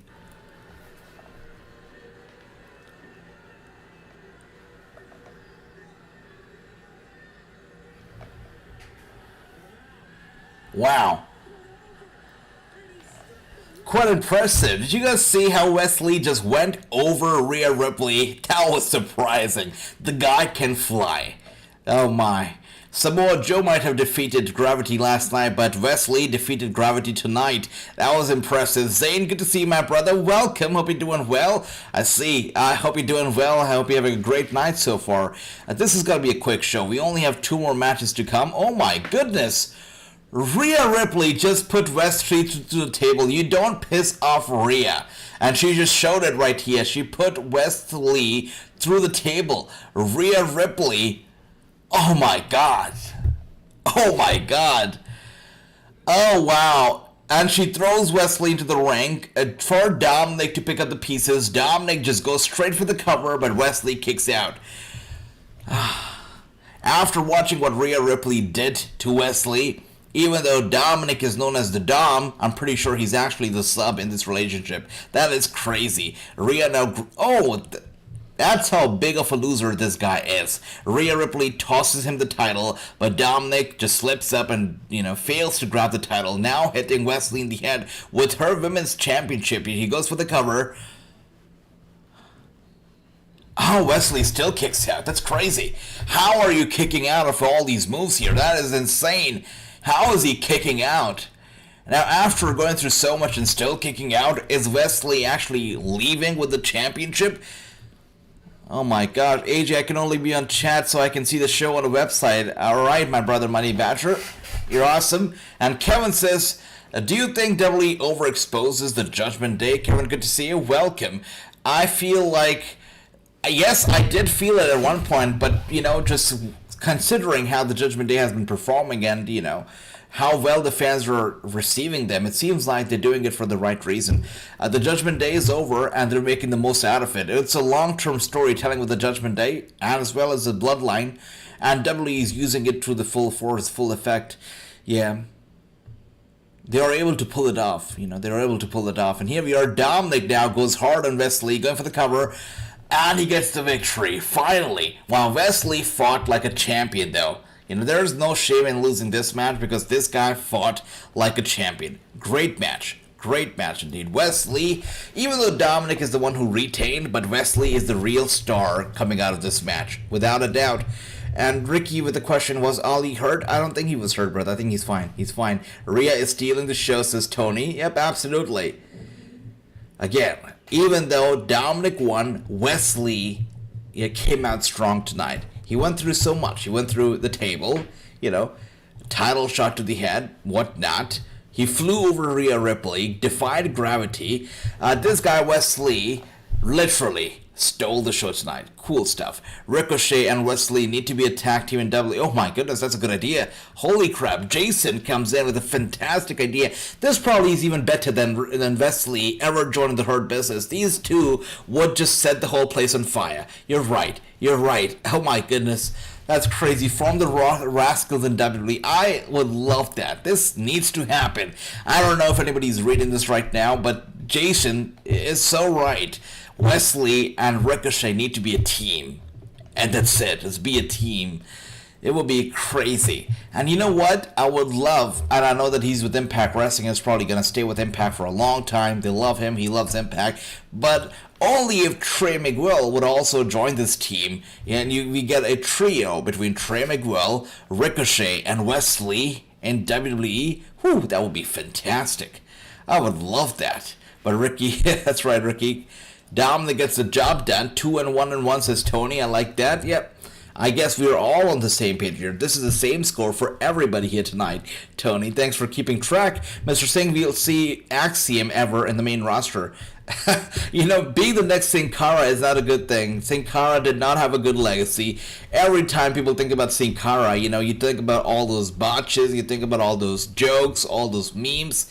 I think of Sin Cara and I'm reminded of all the memes that were on the internet for Sin Cara. Even if you look him up right now on Google, I'm pretty sure the first thing that you gotta see are a bunch of memes on Sin Cara. So, if we see Axiom on the main roster as Sin Cara, I don't know if he's gonna be over. I don't know. I don't think so. I don't see big things for Axiom yet. Let me know if you do, but I in today's world, I don't know if Axiom's gonna get over. And Money Batter says, AJ, I was helping some of the wrestling channel grow, but they are mostly My goodness, Money Batter is so nice. I understand that. That's okay. That's all right. It's cool. I always do that too. When I'm on Twitch or YouTube and I've got some free time, on Twitch, what I like to do is I like to scroll down to the bottom and I like to find somebody with the lowest view counts, and I just follow them and comment and stuff because I know how much that means to people, right? And people like that a lot, so I do that as well, and it just makes people smile. It's fantastic. But sometimes people can turn out to be jerks, and you're like, okay, I know why you had low counts at the first place. But that's awesome, Money Badger. That's a very good thing to do. Ricky says, I agree. So mine is, we'll join a cool and smart show like yours, like this. You're awesome, Money Badger. Much love to you. What's WWE plans for Bobby Lashley and the Profits? So Zane, when Bobby Lashley met up with the Street Profits 2 weeks ago, or was it last week, he mentioned, of course, Montez Ford, mentioned Angela Dawkins, and also mentioned Carmelo Hayes and Trick Williams. So that makes me feel that Carmelo and Trick are going to be leaving NXT and are going to be moved over to SmackDown, and they'll be joining the Hurt Business. So I think Hurt Business 2.0 is coming up. Oh my goodness. A very creepy video package here for the Schism. Loving arms. Knowing that there is safety under the Schism tree. What do you guys think about The Rock's daughter, by the way, on NXT? Any thoughts about her? Her performance, her mic skills, her in-ring presence? Any thoughts about The Rock's daughter? Let me know. And let's see, Andrew says, I don't think Stratton will retain, but I would love to see Hale to win via Pillman Jr. Now, that's the only condition under which I would like to see Hale winning as well, Andrew.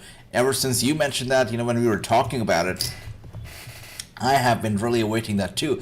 If Pillman Jr. is returning, yeah, Hale should win.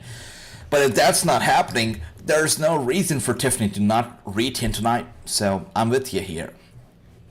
But my prediction here, once again, is Tiffany. I think Tiffany is going to retain.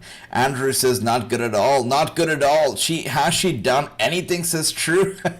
Oh, that's not a good thing at all. That is not a good thing at all. All right. Nicholas says, what's... One second.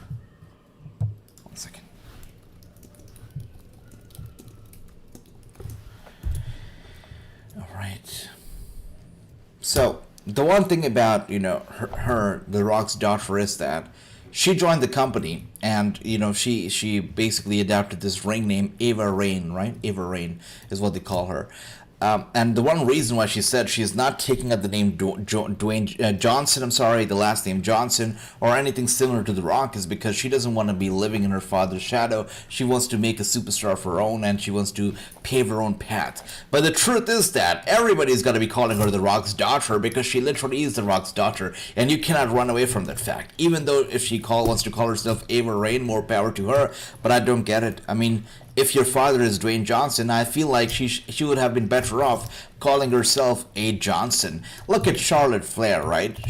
Of course she is Ric Flair's daughter. She cannot run away from that fact. Her father is one of the all-time greats, and so is Dwayne Johnson. So I feel like adapting the Johnson last name would have really done herself some favors, but her choice, I believe. Her choice. Haven't seen much of her. I've heard bad reviews from others, though, says Nicholas. Yeah, Nicholas says, yeah, that Sin Cara storyline. I was 10 years old at that time, and I thought he was such a big deal. Me too. I was hyped. You guys remember when Sin Cara, in his early days, when they were still kind of pushing him, Sin Cara used to have these special lights every time he used to wrestle. The whole arena used to go orange, blue, whatever colors they wanted to choose for Sin Cara. Yeah, that's what happened for every single match. He never wrestled under normal ring lights. He wrestled in his own lights, the yellow, the blue, whatever lights they used. I thought he was a big deal too. I was like, okay, they've got a special presentation for him, everything going on. It is awesome. But then he turned into a meme, and he started using the trampolines to get into the ring and whatnot, and it just became a laughingstock. He became a laughingstock. And then we had some weird... I think the breaking point for me was when they had a fake Sin Cara, and we had Sin Cara versus Sin Cara, and I got confused. I'm like, what Sin Cara am I rooting for? And then I believe there was like Humberto or somebody playing Sin Cara, and then the real Sin Cara got fired, and we had the fake Sin Cara who stayed with the company and kept portraying Sin Cara, and I was like, whatever is happening here? And then I just gave up, and then they gave up as well, and then they fired him. So yeah, I did not understand what they were trying to do with Sin Cara, especially if you release the actual Sin Cara and give us an imposter as a real Sin. It was terrible. It was just terrible. Yeah. It's terrible. Everyone is disrespectful then, says True. That's right. Wait a second. Born, no one sleeps. Man, look at her. You don't need to take classes to learn it. You are just it. I'm it.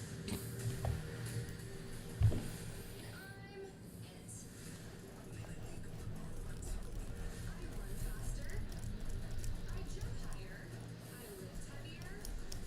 And I look way hotter than everybody else. Tiffany's cool. Right now, I don't think things can change. Things can change, of course, over time.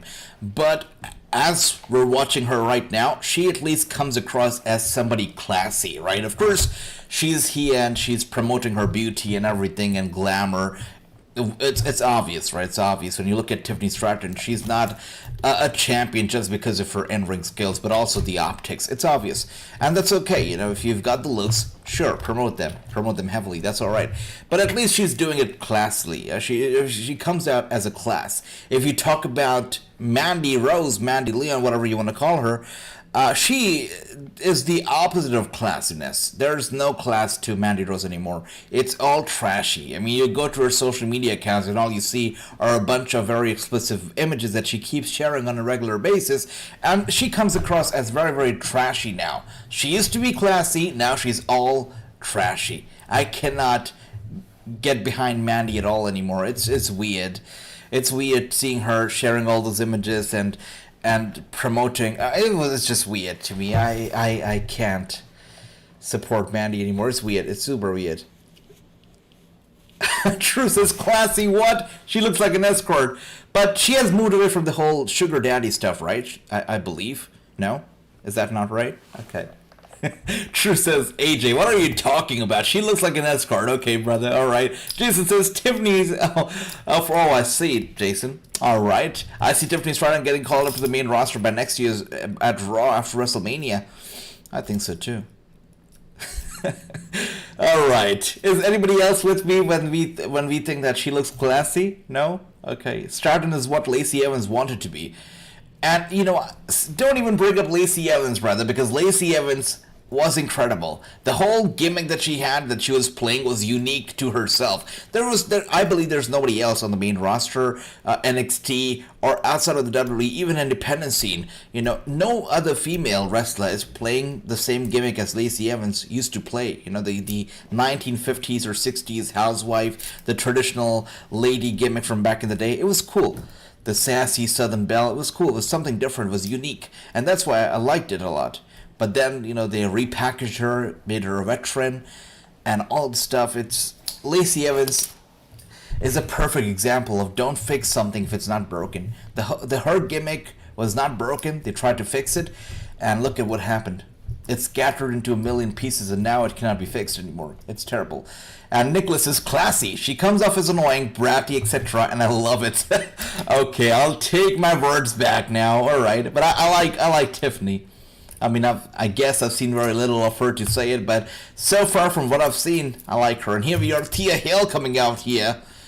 Wow. You know what, guys? I would like to see Thea Hale versus Maxine Dupree in a match. I would like that. Chase University versus the Alpha Academy.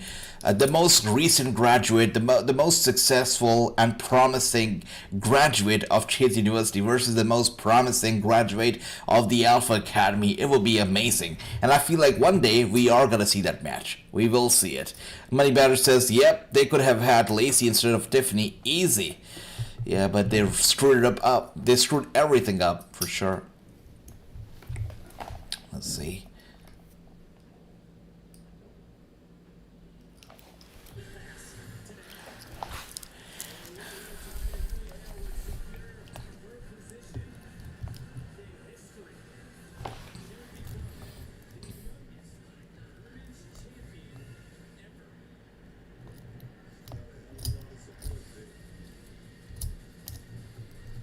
All right. Of course she's got a pink cowboy hat on. She's in Texas after all. Sweet, the Barbie is here. Tiffany Stratton making her way out. Okay. Man. You know what? I kind of feel ashamed right now because I'm watching. You know what? Maybe she just looked classy in that video package, right? While she was doing the interview. She looked cool, but right now she comes out, I'm reminded of True's comment that she looks like an escort. And, of course, of Nicholas's comment, too, that she comes up across as bratty. Yeah. I probably should take my comment back about the whole classy stuff. Raise hell, AJ says. Raise hell, AJ. I like that. Jason Mustafa, welcome. Good to see you. Welcome, brother. Welcome. And Tony says, Barbie Stratton, Thea and Liv tag team. That would be, oh my goodness, that would be an annoying tag team. Overly excited, over the top. Two very crazy blondes together, that will be a very annoying. I feel like I just got a headache just imagining Thea Hale and Liv Morgan in a tag team. It would work out perfectly, but it will be super annoying and I can already feel it. I already literally have a headache. I'm not even kidding, Andrew. That will be a crazy, annoying tag team. And here we are, Chase University's very own Thea Hale. Look at how excited she gets. Is something wrong with her? Again, a trio. Let's make it a trio, Andrew. Liv, Thea and Maxine. It would be something. It would be something. Now, look at that.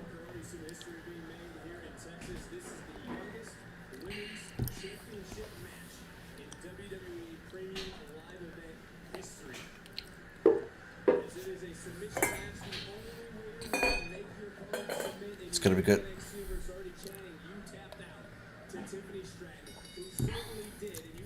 This is gonna be good, guys. This is a submission match, so the only way to win is make your opponent submit. So we're gonna find out who really is the most submissive one over here. Tiffany Stratton in trouble. Thea Hale grabs her by her arm. Tiffany once again getting away, possum pin on Thea, but she doesn't realize she cannot pin her. There is no pinning over here. It's all about the submission. That's right, Thea Hale.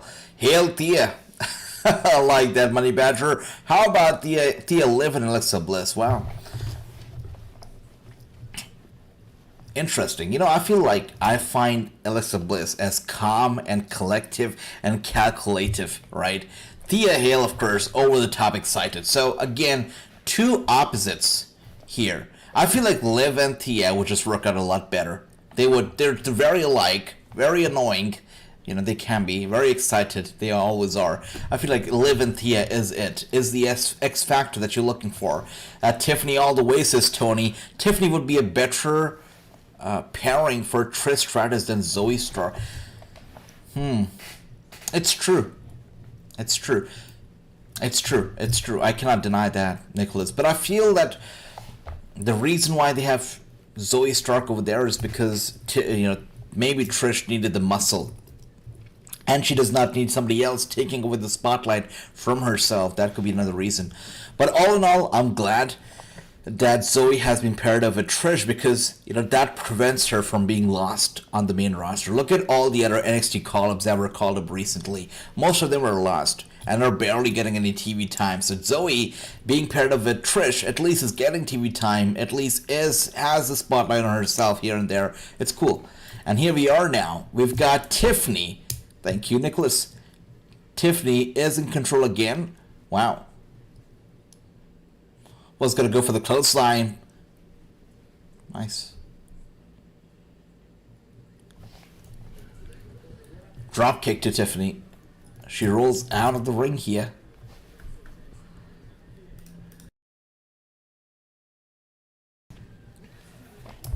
Tiffany's still in control. Guys, has anybody watched the Barbie film just yet?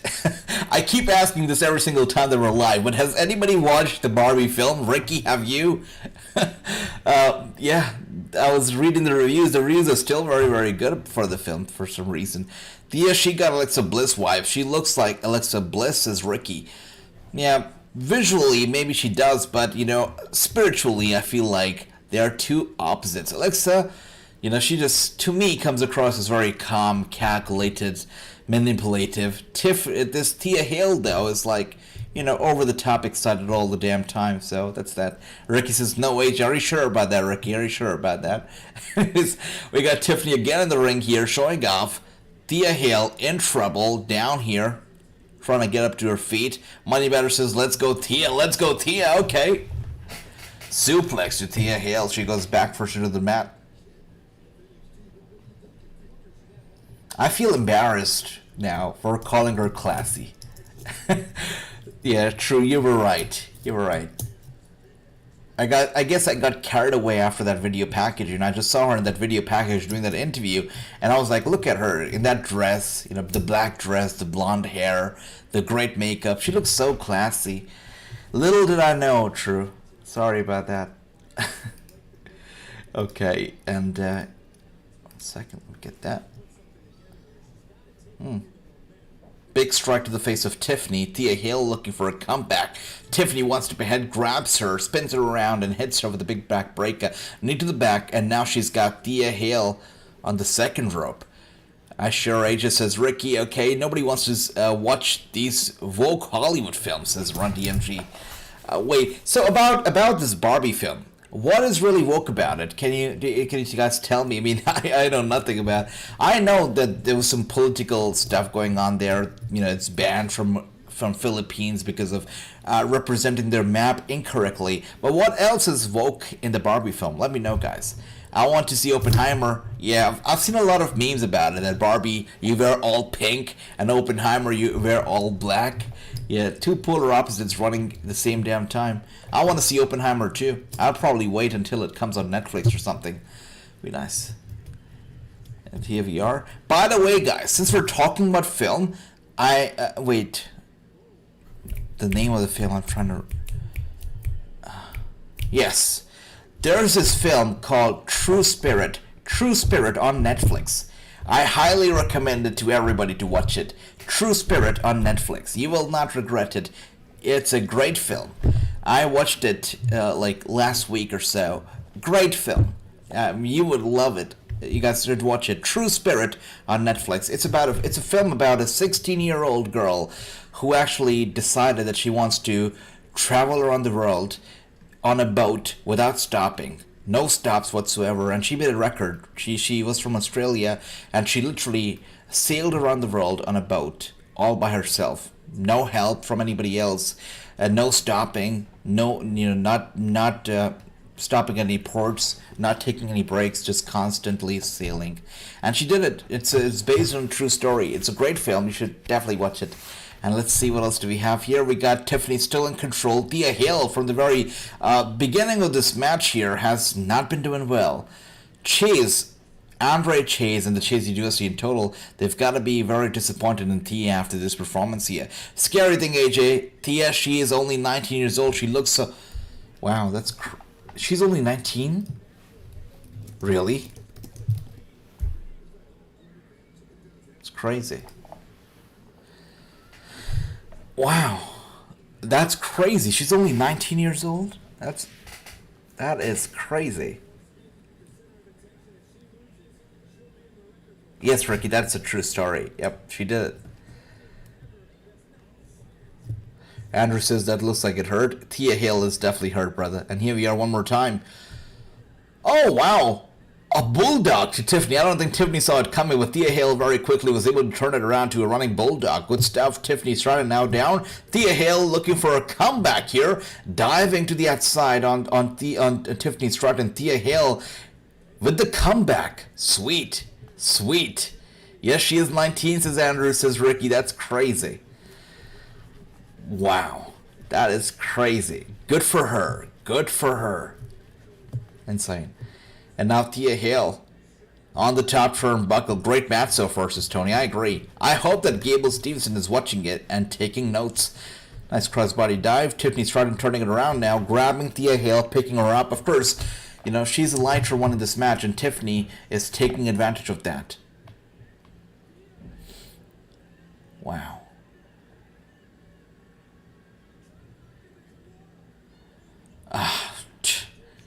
She's trying to lock in the Kimura over there, but Tiffany, once more time, was able to send her straight into the turnbuckle. And Thea is down. Tiffany's down. Crazy good match, really. Incredible main event. Co-main event. I know, Tony, this has got to be painful. There's a lot of painful spots here in this match.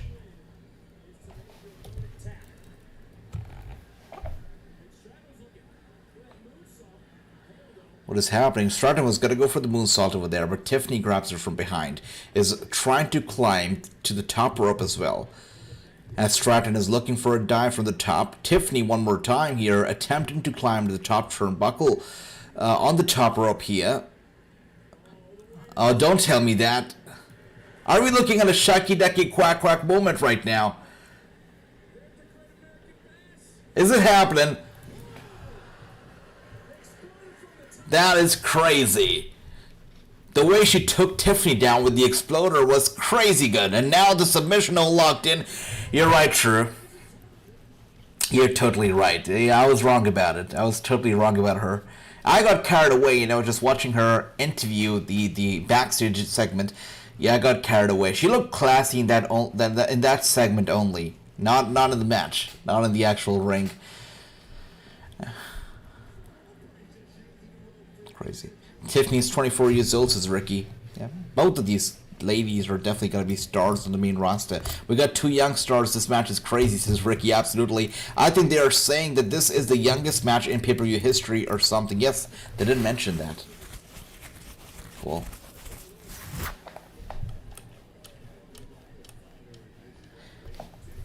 By the way, guys, there are these twins here. WWE did a whole video on them recently. What's their name? Second. Pretty sure I'll find them. 2 twin ladies who were signed under the NIL contract. And WWE recently did a whole video on them on their YouTube channel as well. When they visited SmackDown, they were backstage for SmackDown. They look quite promising as well. Trying to find the video. Now when I'm trying to find it, I can't find it. Oh, there you go. I found it. The Calendar Twins. The Calendar Twins. Seems like they're going to be the next big thing. WWE really sees big stars in the making in the Calendar Twins. And really, I feel like these could be the next twins of the company. Ricky says the match is over. Really? So Tiffany retained, is that right? Because for me, the match still goes on. Tiffany has her in the middle of the ring. Submission hold locked in real tight. Thea Hale trying to crawl over to the ropes.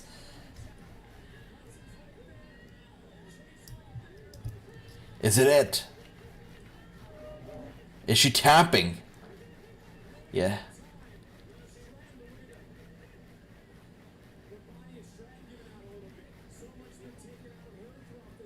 Oh, I see that she tapped and the referee did not pay attention, so that's that.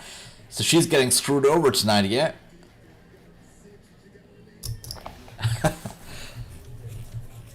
Wow. So that's what happened. Then one thing's for certain. Tiffany's winning tonight. She's walking away with the title.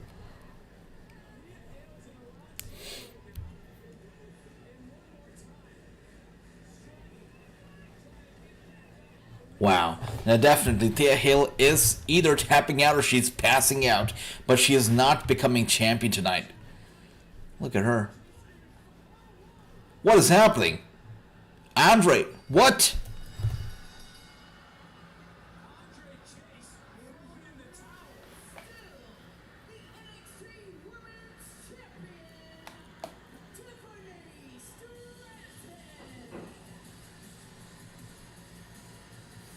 What?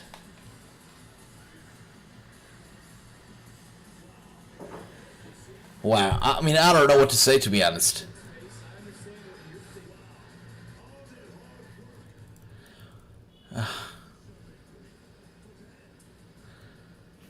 That's 2 matches that I did not like the finish to. You know, the first was the Gable versus Corbin match, and now this match here. Okay. I guess they did not want Tiffany to tap out and look weak, right? That's why they had Andre do what he did. But the question is, just like True says, why? Why? There's no need to save a NXT star like this. I mean, they're still an NXT star. They're still in NXT for a reason. You don't really need to save them like that, but okay. He ruined her history, says Money Badger.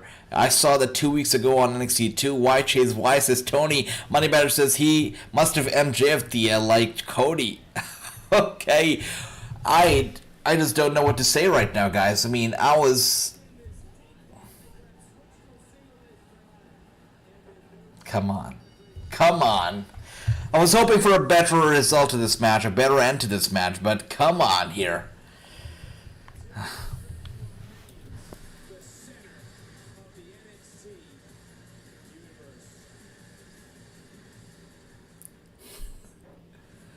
And it's funny, Money Batter says, she won because of the Barbie movie. Maybe, Ricky, if this is the second time this happened, maybe Thea Hale should move out of Chase University. Maybe it's turning around to bite her in the back. Who knows? But one thing that we do know for sure is that coming up next is the last match. The main event of the night, it's going to be Carmelo Hayes with Trick Williams versus Dragunov. So it's time for the Rockstar to come out. It's time for Dragunov to fight for the title. And it's for sure. Dragunov is winning this match. All in all, I've got to say this pay-per-view has been sweet. I would give it a 3 out of 5 thus far. You know, 3 out of 5 I think is a reasonable score from what we've seen so far. Yeah, that's it. And now we're getting what, a Roxanne Perez segment? Okay. Time for Thea to go to Alpha Academy. I know, Tony, yep. But she would have competition over there with Maxine Dupree as well, so I don't know if she would actually feel at home with the Alpha Academy with Maxine Dupree around, because, you know, there can be jealousy over there. So we see Thea versus Tiffany Part 3 at No Mercy. I hope not. Me neither, Ricky, me neither, but I think we're going to be seeing it. It's going to happen. The professor was just jealous of Thea. It seems like it. That was a bad performance by Stratton, says Andrew. I agree. It was not an... It was an okay match. Halfway through, it seemed like, okay, like things are picking up. It's got to be good. The end's got to be great, but the ending was bad, and it took away a lot from the actual match. The ending just left me confused, and I'm pretty sure it left a lot of other people confused too. It was just not a good ending. Thea would kick Maxine's ass. That's true. That's true. That's absolutely true. Yeah. And Lacey Evans has a much better moonsault than Tiffany. Lacey Evans, that's the sad part about it. She can actually wrestle. She can actually talk on the microphone. She's good. But they ruined her by giving her a veteran's gimmick and not being able to pull it off and just giving her a random gimmick. They ruined her. I'm not sure why. First, they ruined her by pairing her up with Ric Flair. That was a terrible thing to do. And then I believe in a way to do some damage control, they gave her a whole new gimmick, a whole new identity, and could not pull it off. It was WWE's creative fault, and Lacey's paying for it. She's paying the price for it. It's terrible. And let's see. Yeah, I really feel bad whenever I think about Lacey Evans, because we had something beautiful in her, and it's been taken away. It really has been taken away. Let's see. But one thing's for certain, Tiffany will get over. You know, True said she's a skank.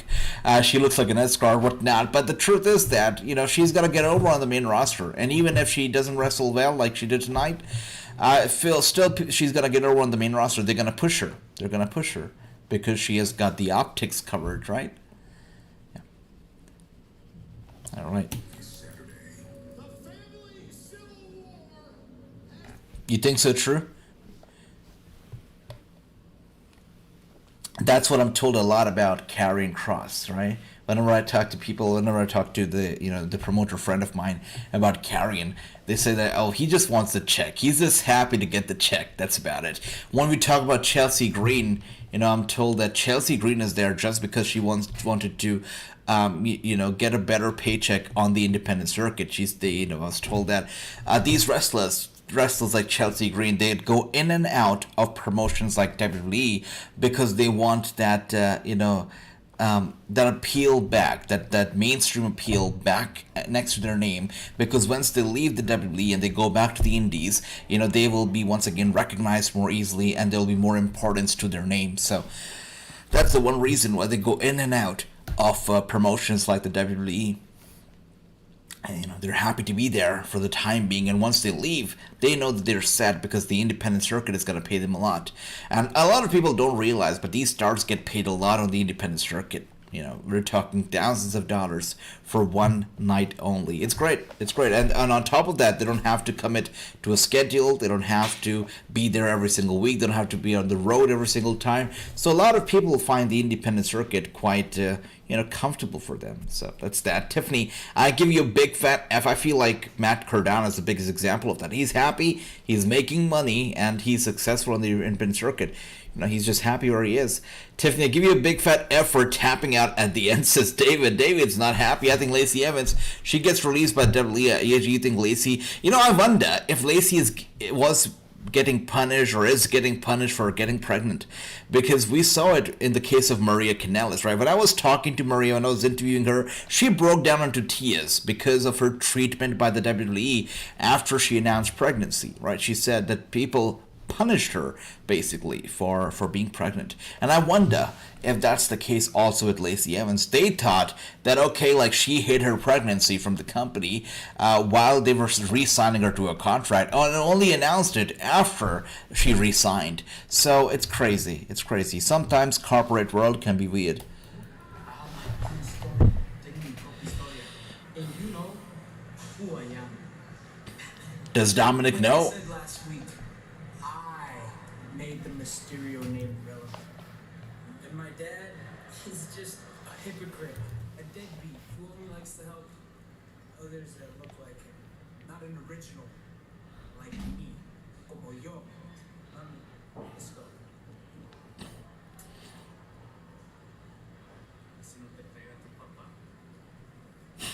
Okay, this is going to be interesting. Okay, all right. Let's see what's going to be happening. But next up, that's right, Dragon Lee, Tony. Next up, now we've got the championship match, Carmelo Hayes versus Dragunov. Should be good. Why does Booker T look like he's about to go to sleep? About to get knocked out? Yeah. Available this Friday at 10 a.m. Pacific. You can scan the QR code right now for an exclusive resale opportunity that starts this Wednesday. You do not want to miss NXT No Mercy. Let's go. That's right, true. No Mercy, September 30th. Yeah, one of my favorite pay-per-views from back in the day, No Mercy, is back. My favorite pay-per-views from back in the day were No Mercy, Judgment Day, Armageddon, Taboo Tuesday or Cyber Sunday, whatever you want to call it. Yeah, I loved those pay-per-views back then. It's good to see them slowly bringing them back.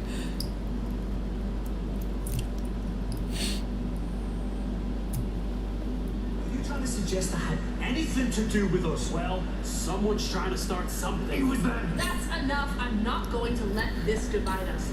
We will put an end to this problem next week because there will be an interrogation.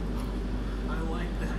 We'll line each member up one by one. You're right, true. And I wonder, how does Dwayne feel about his daughter and her work here so far in NXT? I wonder if he actually watches her work. Pretty sure he would, right? After all, he's a father, so he's got to. But next week, we're apparently going to be getting an interrogation on NXT. Okay.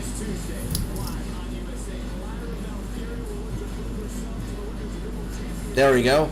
We saw an attack backstage. Next week, we're going to get an actual match. Libre versus JC Jane on next week's NXT. The Pebble is cooking, says Tony. Was it your favorite pay-per-view, favorite WWE game? Wait. I see, Cho. No, I would say pay-per-view, brother. Absolutely. Dwayne wore mom jeans too. Okay, like father, like daughter. True, that makes sense. I love No Way Out pay-per-view and Armageddon pay-per-view as well. Yeah. Cool stuff, brother.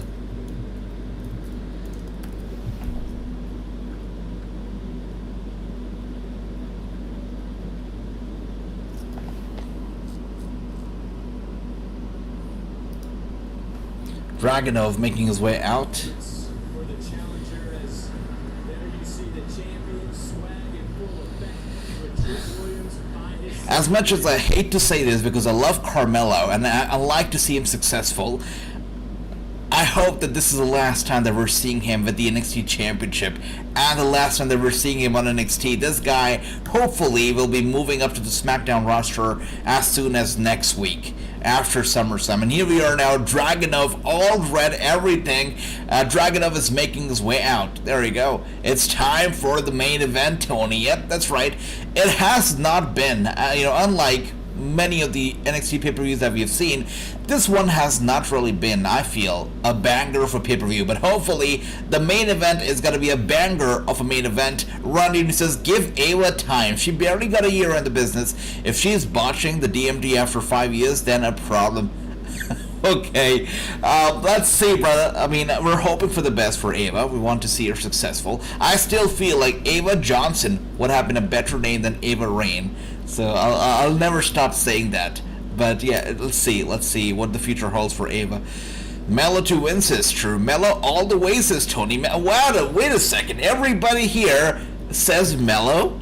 Okay. I thought everybody would say Dragunov. Oh, good to see that. Okay, Andrew coming in here with the Dragunov. Jason also supporting Dragunov. I like that. Okay, True here. Wait a second. Okay, this could be a game changer. True says Dragunov stood tall on Tuesday. And as we know, WWE logic, if a guy is standing tall on the go-home show, he's going down on the actual pay-per-view. So based on what True says, it makes sense for Dragunov to lose. But tonight, I hope that Dragunov will win tonight and will capture that title. Just because I want to see Carmelo moving up to the main roster now. So that's that. The evil red eye of Dragunov, says Tony. Hell yeah. Hold on to it, says Dusty Rhodes. Good stuff.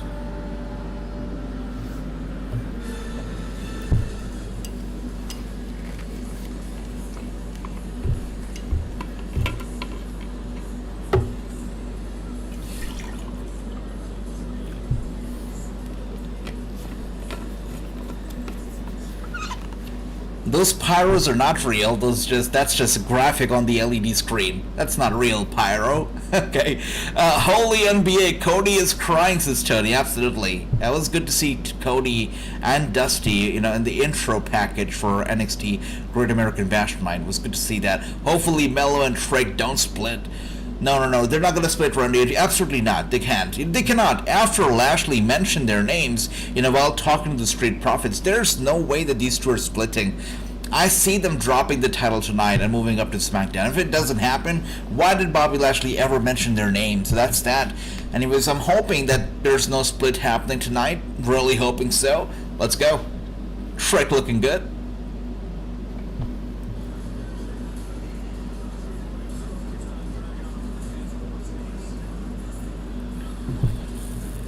Let's go, guys. Main event time here.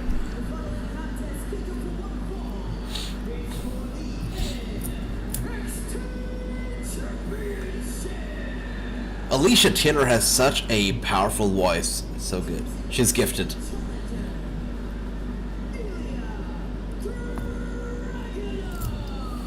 Alright.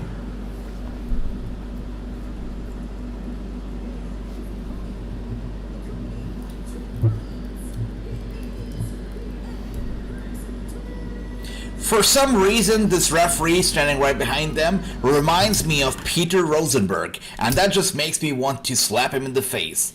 There's no man as annoying as Peter Rosenberg, and this referee, I don't know if it's his face or what, but really looks a lot like Peter Rosenberg. I hate it already. But let's see, Jason says him loses and join Lashley, Profits, and Bianca. That's what I'm talking about, Jason. That's what I'm talking about. He's got to lose, and he's got to go up to the main roster. I mean, he's got to lose for his own good, right?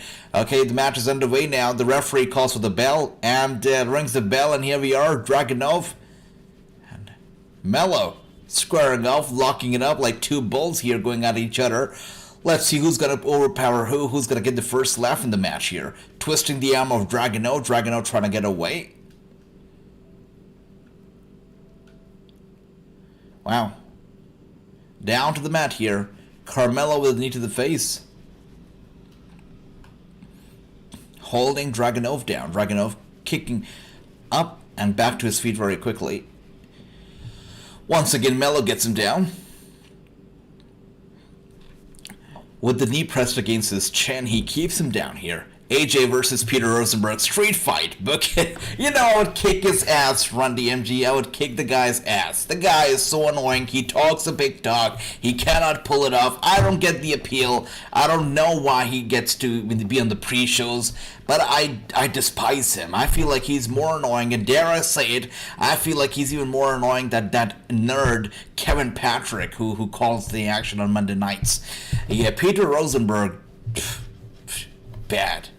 AJ, calm down, says Ricky. Sorry about that. I bet his Paul Jade Cargill is rooting for Melo. Absolutely. Yeah. But I'm also rooting for Melo, and that's one reason why I want for him to lose tonight. Because I want to see him in the big picture. I want to see him up there with Lashley and the boys. And now Dragunov twisting up his arm here. Melo grabs him by the head. Nobody has had the first strike in the match, the first laugh here. And Dragunov gets him down, goes for the cover very quickly. Melo kicks out instantly. Once again, the headlock locked in tightly on Melo. Peter the verse out. That's right, brother. Run DMG. Thank you for that. We're always on the same page. How about Breakker taking Trick out to let Dragunov pick the win? That'd be something. I would be okay with that. I would be. Actually, no, I would not be okay with that. No. Should not happen. Must not happen. Because if this guy comes in and, attacks Melo, then we basically open up a channel for a feud between the two. I don't want there to be anything left for Melo on NXT. I just want for him to move over to the main roster with no story going on over here. I just want him to go ahead and look at bigger and better things on the main roster. Yeah, I don't want anything calling him back to NXT now. Let's see.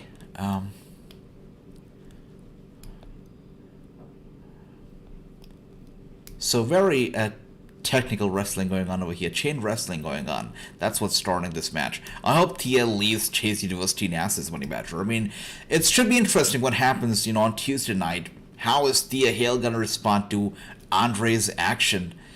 Yeah, it's gotta be interesting. Let's see. Carmelo still has the upper hand. Chain wrestling on display here. Nobody has hit anybody with a strike just yet. Nobody has had the first laugh in the match just yet. First strike here. We've got a shoulder tackle here from Carmelo. Dragunov grabs Carmelo from the back. Was about to go for the German suplex, but Carmelo with the resistance and gets Dragunov down. Following that up with a kick, spinning kick to the gut, and a sweet, sweet chop to the chest. Dragunov did not take that well. I think he's offended by that chop. Really, yeah. I don't know if he's taken aback or offended. Well, I think he was offended by the chop, and he sends Carmelo to the corner now, following that up with a big chop across the chest, and one more time, head to the top turnbuckle, following that up with the chop once again. Dragunov on fire. Elbow strike after elbow strike. Carmelo fighting Dragunov back. Springboard. That gets the job done. Dragunov down again. Carmelo basically has been dominating Dragunov from the very beginning of this match here. It's crazy. Boot to the face, and he knocks him off the apron too. Carmelo has got this match under control. I'm surprised. Really, I'm surprised here.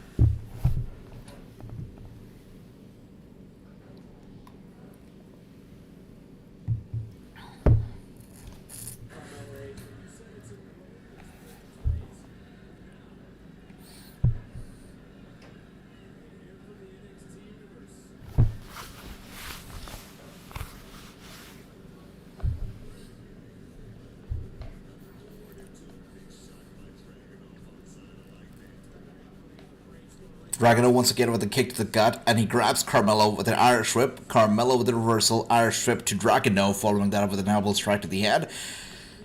And he sends him down. And Ron Duty says, Lashley, Street Profits, Melo, and Trick as the new Hurt Business would be huge. Exactly, brother. And that's why I want Melo to lose. I want him to lose for his own good. It will be an unstoppable faction. Absolutely. No doubt about it. Street Profits in their own right, themselves, they're fantastic. Lashley himself is fantastic. Melo and Trick Williams, they are the show here on NXT. They're fantastic in their own right. Together, it's going to be an unstoppable force, maybe even better than the Judgment Day has ever been. It would be crazy good. I can now imagine all the titles belonging to the Hurt Business. I can see it as a big threat to Roman Reigns and the Bloodline. And now that the Bloodline is basically non-existent, I feel like the Hurt Business is going to fill up the shoes that the Bloodline is going to leave behind. A faction has to be running SmackDown. If it's not the Tribal Chiefs Bloodline, it's got to be the Hurt Business. But there's got to be a faction there. And Dragunov here with a beautiful, beautiful suplex.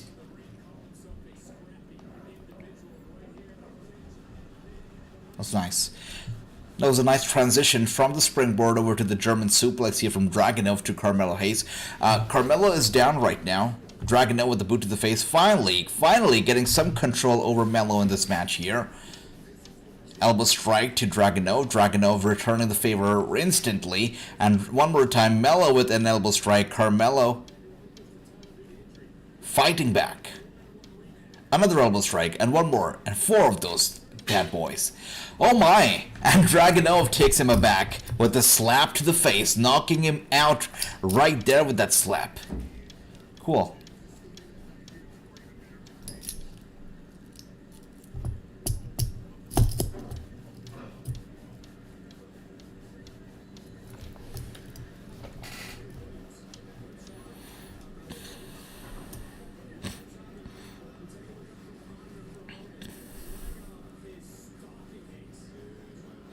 The fans with the "This is awesome" chant right away? Okay. I think it's a bit too early for the chant, right? But okay. Dragunov with the German suplex to Mello, following that up with one more time, and he's gonna go for the third one, it seems. This Peter Rosenberg guy annoys me so much. Even his look-alike is really getting on my nerves right now. I do not want to see this referee's face. Okay. Dragunov gonna go for a third German suplex, it seems.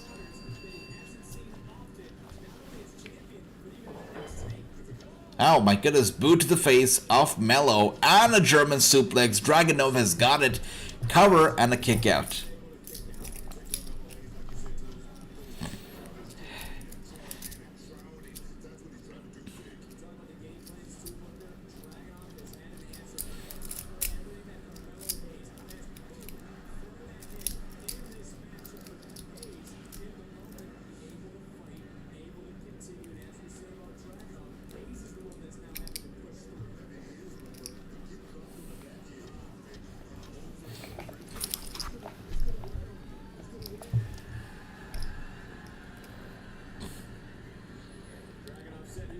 I'm confused.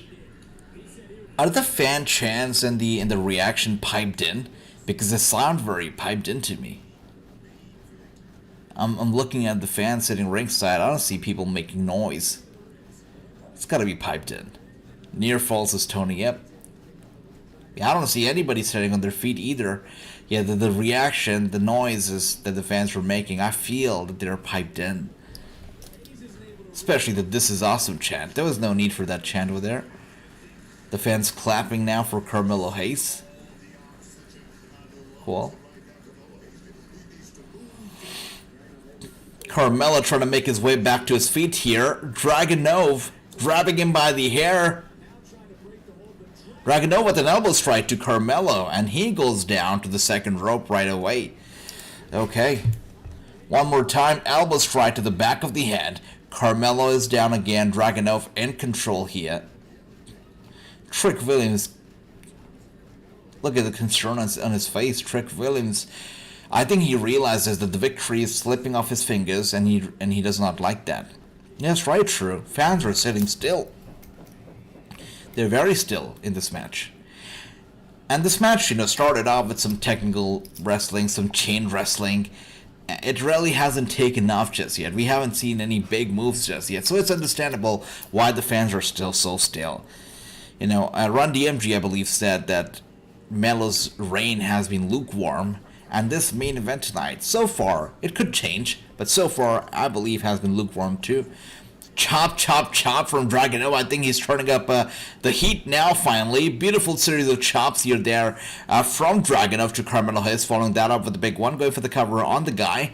And Carmelo, of course, with a kick out. The match has been going on for about 10 minutes now. Trick Williams getting in his face, encouraging him, motivating him. Big talk going on over there. Look at the chest of Carmelo, all red right now. AJ, I have a little AEW news to share with, says David.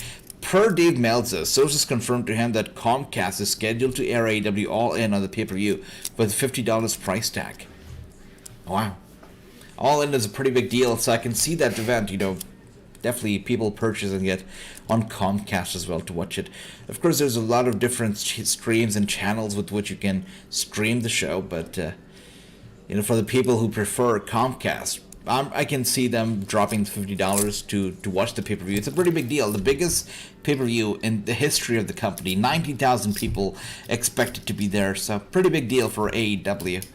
And here we are, big kick straight to the head. Dragunov with a nice spin, and oh my goodness, turning him 360 degrees in the air right away. Dragunov showing to the world why he deserves to be champion. Going for the cover and a kick out. Comcast needs a... Oh my goodness. Have the price and maybe, says Money Badger. I understand that. I wouldn't pay $50 for a pay-per-view there, especially when you've got the shady websites, right?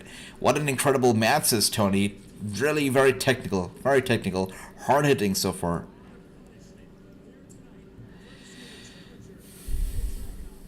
I'm still convinced that Dragunov is going to walk away with the championship. Don't see Carmelo doing it at all. Elbow strikes after elbow strike here from Dragunov to Carmelo.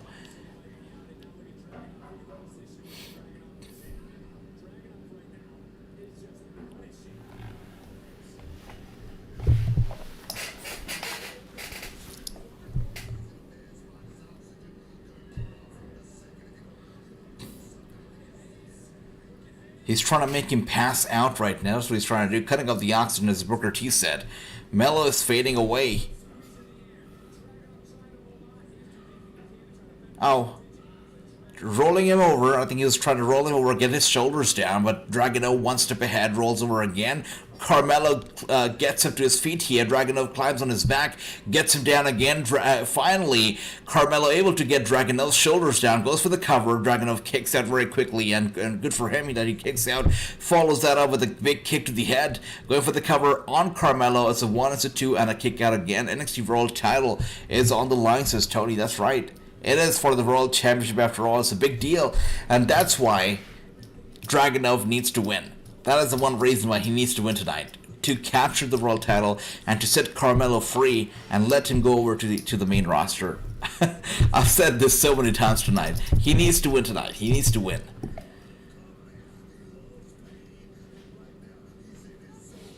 Big clothesline. One more time to Carmelo.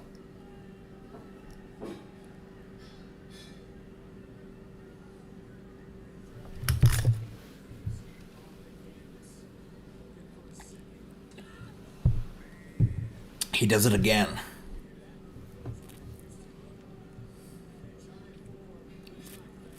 Was going to go for the third clothesline here, but Carmelo following that up with a kick to the gut, kick to the chest, and to the head.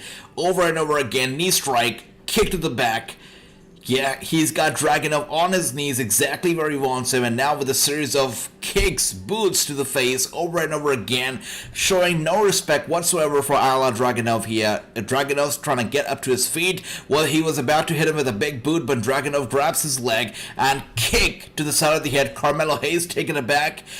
Oh my goodness!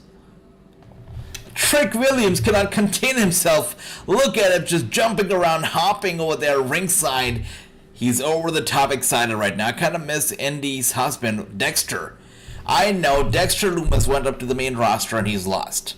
The first ever episode of the revamped NXT 2.0, we saw the vetting between Indy and Dexter. We thought big things were coming.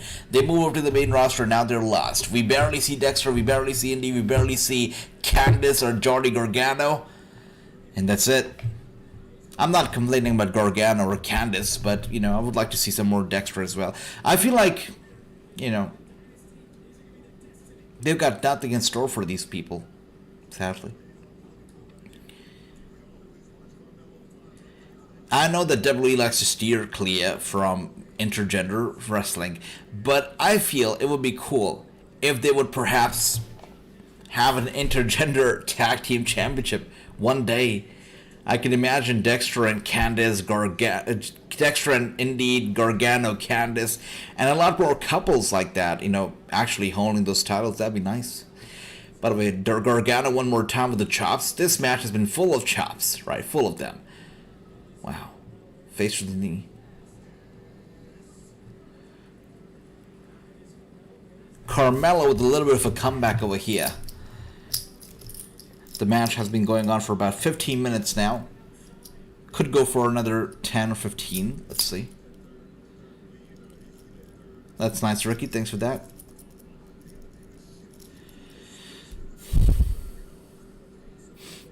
Yes, the pre-show match was mixed. Yep, it was a 4 versus 4. It was a mixed tag team. Yes. Lash Legend was in the pre-show. I honestly, I was surprised to see her name on the pre-show because I was expecting Lash Legend, you know, all this time that I haven't been watching. I thought that Lash Legend must have like been doing big things, but on the pre-show, that's not bad still. Like the AAA titles, yeah, something like that. True, you got it exactly. Like the AAA titles, I think that would be cool. Let me know what you guys think. But again, WWE likes to steer clear from any mixed or intergender stuff. But I feel like something like AAA would be nice. You just... Oh my goodness, Carmelo. This should be over. If he kicks out of this one, and he did. Dragunov kicked out of this one. And now I'm fully convinced that he's winning it. If he was able to kick out of that move, there's no way that Dragunov is losing tonight. Not now. It's not happening. How do you think Gable looked? Bad, Lance. That match was bad. The ending to the match was worse than the actual match. It was terrible. Terrible, Lance. Let me know how did you feel, Gable. By the way, Lance, it's great to see ya. David says, AJ, what's your reaction to Kurt Angle's comments that he made today on his Ask Kurt Anything, saying if I wouldn't have left WWE in 2006, I'd be the greatest of all time. I think he already is one of the greatest, you know. Kurt Angle is forever in the history books, and people will not forget the name Kurt Angle. One of the greatest for certain, I feel. Let me know what you think, David. Money Badger says, smash that like button. That's right, Money Badger. Thanks for the love. Tony says, holy crap. I know, brother. I know. And the fact that Dragunov kicked out of that, he's not losing now. Absolutely not. He looked like Gable to me, says, oh, that's funny. That is funny. All right. And Dragunov now possibly going for a mistake with the dive from the top turnbuckle. This could be a mistake. Maybe not. Connected successfully, going for the cover. It's going to be a kick out. Mello kicks out again. The match continues. Trick Williams holding onto his breath over there in the ringside area. He is concerned. He is worried. He is nervous. I hate this guy, this referee. Peter Rosenberg. I hate the guy. All right. Dragunov looking to climb the top turnbuckle.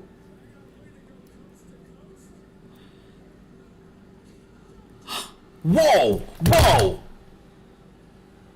Whatever just happened over there? Dragunov went for the coast to coast. Carmelo, I believe, dodged that and instead hit him with a code breaker. I don't know if he actually broke his spine. It looked like it. But he went for a coast to coast. Carmelo with a code breaker out of nowhere. And that was crazy. Carmelo's winning after that move. He's not losing after that. There's no way that Dragunov is surviving that code breaker. He's not. Wait a second. What happened? What just happened? The tables turned around in a split second over there. What happened? Oh my goodness, Peter Rosenberg had one job. That was almost a 3, but of course he was a bit too slow at that fall. That's crazy. To me, TNA Angle barely looked like Kurt. Derp says, yeah, he looked different, right? He looked different. He looked badass. 2.5 says Tony. That's right. That code breaker was probably the greatest code breaker that I've seen in the past. I don't know, half a decade or so. I don't think that Chris Jericho has delivered a codebreaker so good in a long time. That was crazy good. If you didn't leave in 06, that's 2006, Angle would have been worse off. It's true. Yeah.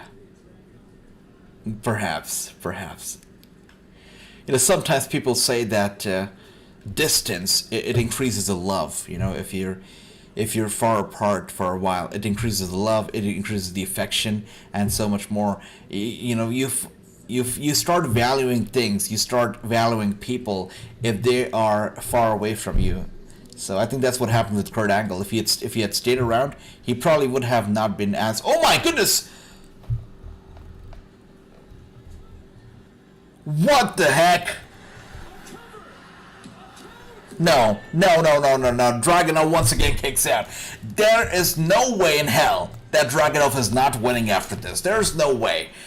Carmelo has hit him with the biggest moves that I've seen in a long time, and Dragunov has kicked out of every single one of them. There's no way that Dragunov is not winning tonight. Trick Williams is losing his crap, guys. He's losing it. He grabs the NXT Championship, and he just shows it to Carmelo, motivating him, telling him that you have to win to retain the World Championship. You cannot lose. There you go.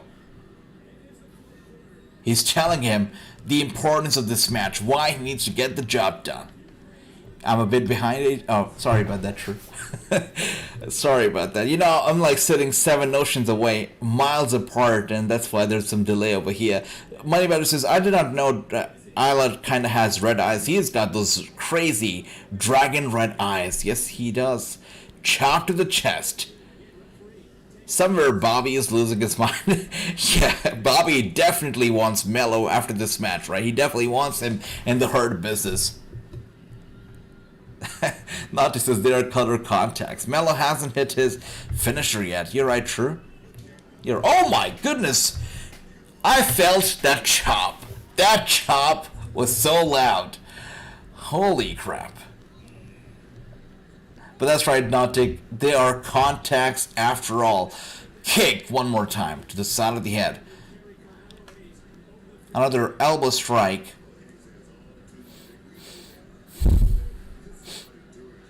I can never wear contacts ever. You know, just the fact that you're going to take something, put them in your eye, and then take it off your eye. I cannot dream of doing something like that.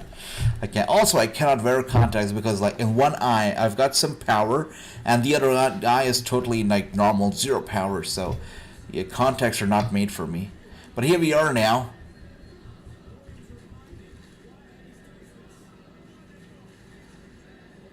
The fans with the "This is awesome" chant, and rightfully so. Dragunov went flying down. Carmelo gets out of the way, and Dragunov just hits Trick Williams, knocks him out ringside. No, Money Badger, my brother. There's no Bron Breakker on the card tonight. We're not getting Bron Breakker tonight. We're not. There's no Bron versus Wagner happening. There's none. Yeah. It's surprising, right? No Bron Breakker tonight. This is the main event. This is the last match. And Ricky says this is the match of the night. Absolutely. This is the best match of the night. Oh dear. No. Dragunov is kicking out. He's kicking out for certain. Oh! Wow, I guess that was the final straw. And True is the predictions champion for a reason. You have to listen to what True says. I thought, Carmelo is dropping the title. I thought that he is definitely dropping it to Dragunov tonight, but he did not. He is still the champion. Wow. But who am I kidding? You can still be NXT champion. You can still be holding a title in NXT and still appear on the main roster. I think Dominic is a big example of that right now. He's the North American champion, still a main roster star. Carmelo could do that too. He could still be in the Hurt Business and be an NXT champion. It will only add his value. It will only add a title to the faction. So why not? Why not? That would be cool. We have a winner. You're right, True. We have a winner. Great main event. Andrew says, as it should be the best match of the night. Indeed, brother. Great main event. I can see the confetti flying around and the reactions too. Thanks for that, love. And no, great main event. Fantastic match. They started off slow with some chain wrestling, but wow, they definitely made up for, those poor matches tonight. The Gable match, totally made up for that. Totally made up for that mess. Great match. Not a fantastic pay-per-view, but this main event made up for all the errors and all the flaws that this pay-per-view had. Great main event indeed. And let's see, I need a cold shower after this match, is Ricky. One heck of a main event. That's right, Tony. That's right. It was a crazy match indeed. I need a cold beer, says Money Badger. Okay. All right. 10 out of 10 from Ricky. 9 out of 10. There will be a rematch, says Andrew. Absolutely. I know the fans would love some rematch. Maybe at No Mercy we get a no DQ match. Who knows? We shall see. Money Badger says, hey, AJ, drop the Discord, bro. Discord's not very active these days, Money Badger, my brother. But once it is, I will be sharing the link. Until then, if you would like, you can message me on Twitter, or you can message me on Instagram, and we already have a group going on Twitter in the DMs. We've got a little group chat, so I can add you to that. So the username is same everywhere. 4.5 out of 5 stars, says Tony. I like that. That's right. Anyways, everybody, thank you for the love. Thank you for being here. Great main event. A sweet show overall. We had 6 matches on the main card, 1 on the pre-show. Sweet. The opening match, the tag team match, was a sweet match to open the show with. Roxanne Perez versus Blair Davenport, I felt was an incredible match. Dirty Dominic versus Wesley Mustafa Ali did not disappoint either. Tiffany Stratton, Thea Hale, and Gable Steveson and Baron Corbin are the 2 matches that did not sit very well with me, especially the end to the matches.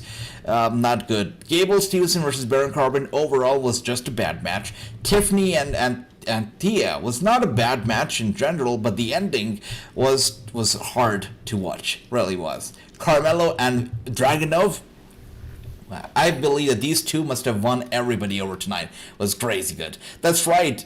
True. Twitter is an X now. It's true. And Elon Musk is now referring to Twitter as formerly known as Twitter. So basically the plan for him is to rebrand Twitter overall to X. That's what he wants people to call it, and I believe that's the direction that they're headed to. It's now an X. X.com redirects you to Twitter, so it's a big deal. Yeah, that's right. And let's see who won. It was Dominic, brother Money Badger. Dirty Dominic won that match as well. Brock and Logan Paul return on Raw. Yep, finally they're going to be back tomorrow night, Monday Night Raw. It should be, hopefully, a sweet episode. It's the go home for SummerSlam. Should be good. It should be good. We're going to be watching it tomorrow night. And yeah, let's see what Brock Lesnar has in store for Cody tomorrow. Let's see. Everybody, thank you for the love. Twitter plus X is Twix. That is hilarious. That is hilarious. And David says, I'm bad at Discord. I need Ricky to help me. Yeah, I get that. I get that. That's all right. Thank you, everybody, once again for joining me. It was great watching the show with you. I hope that everybody has a good night. Sleep well. I'll see you tomorrow for Monday Night Raw. And yeah, sleep well, everybody. Have a good night. And Ricky says, I'm so happy that Tony D and Roxanne, well, I'm happy too. I was happy to see Tony D'Angelo finally getting that appreciation, finally getting that push that he so dearly deserves. Thank you, Mr. Singh. I'm glad you like the look. And RIP Twitter is trending on Twitter, says David. That is, no. David, RIP Twitter is trending on X. Now, that's the right thing to say. Thank you, everybody. Thank you for the love. Can you help me with Discord? Sure, David. Once I get active on Discord, I will help you out. Yeah, thank you, everybody. Money Badger, take care. True, Ricky, David, Run DMG, everyone. Much love to you. I hope everybody has a good night. Sleep well. My brother Natik, all of you guys, have a good night. Sleep well. And I will see you all. Tony, take care. Have a good night. I'll see you all tomorrow for Monday Night Raw. Much love. Bye-bye.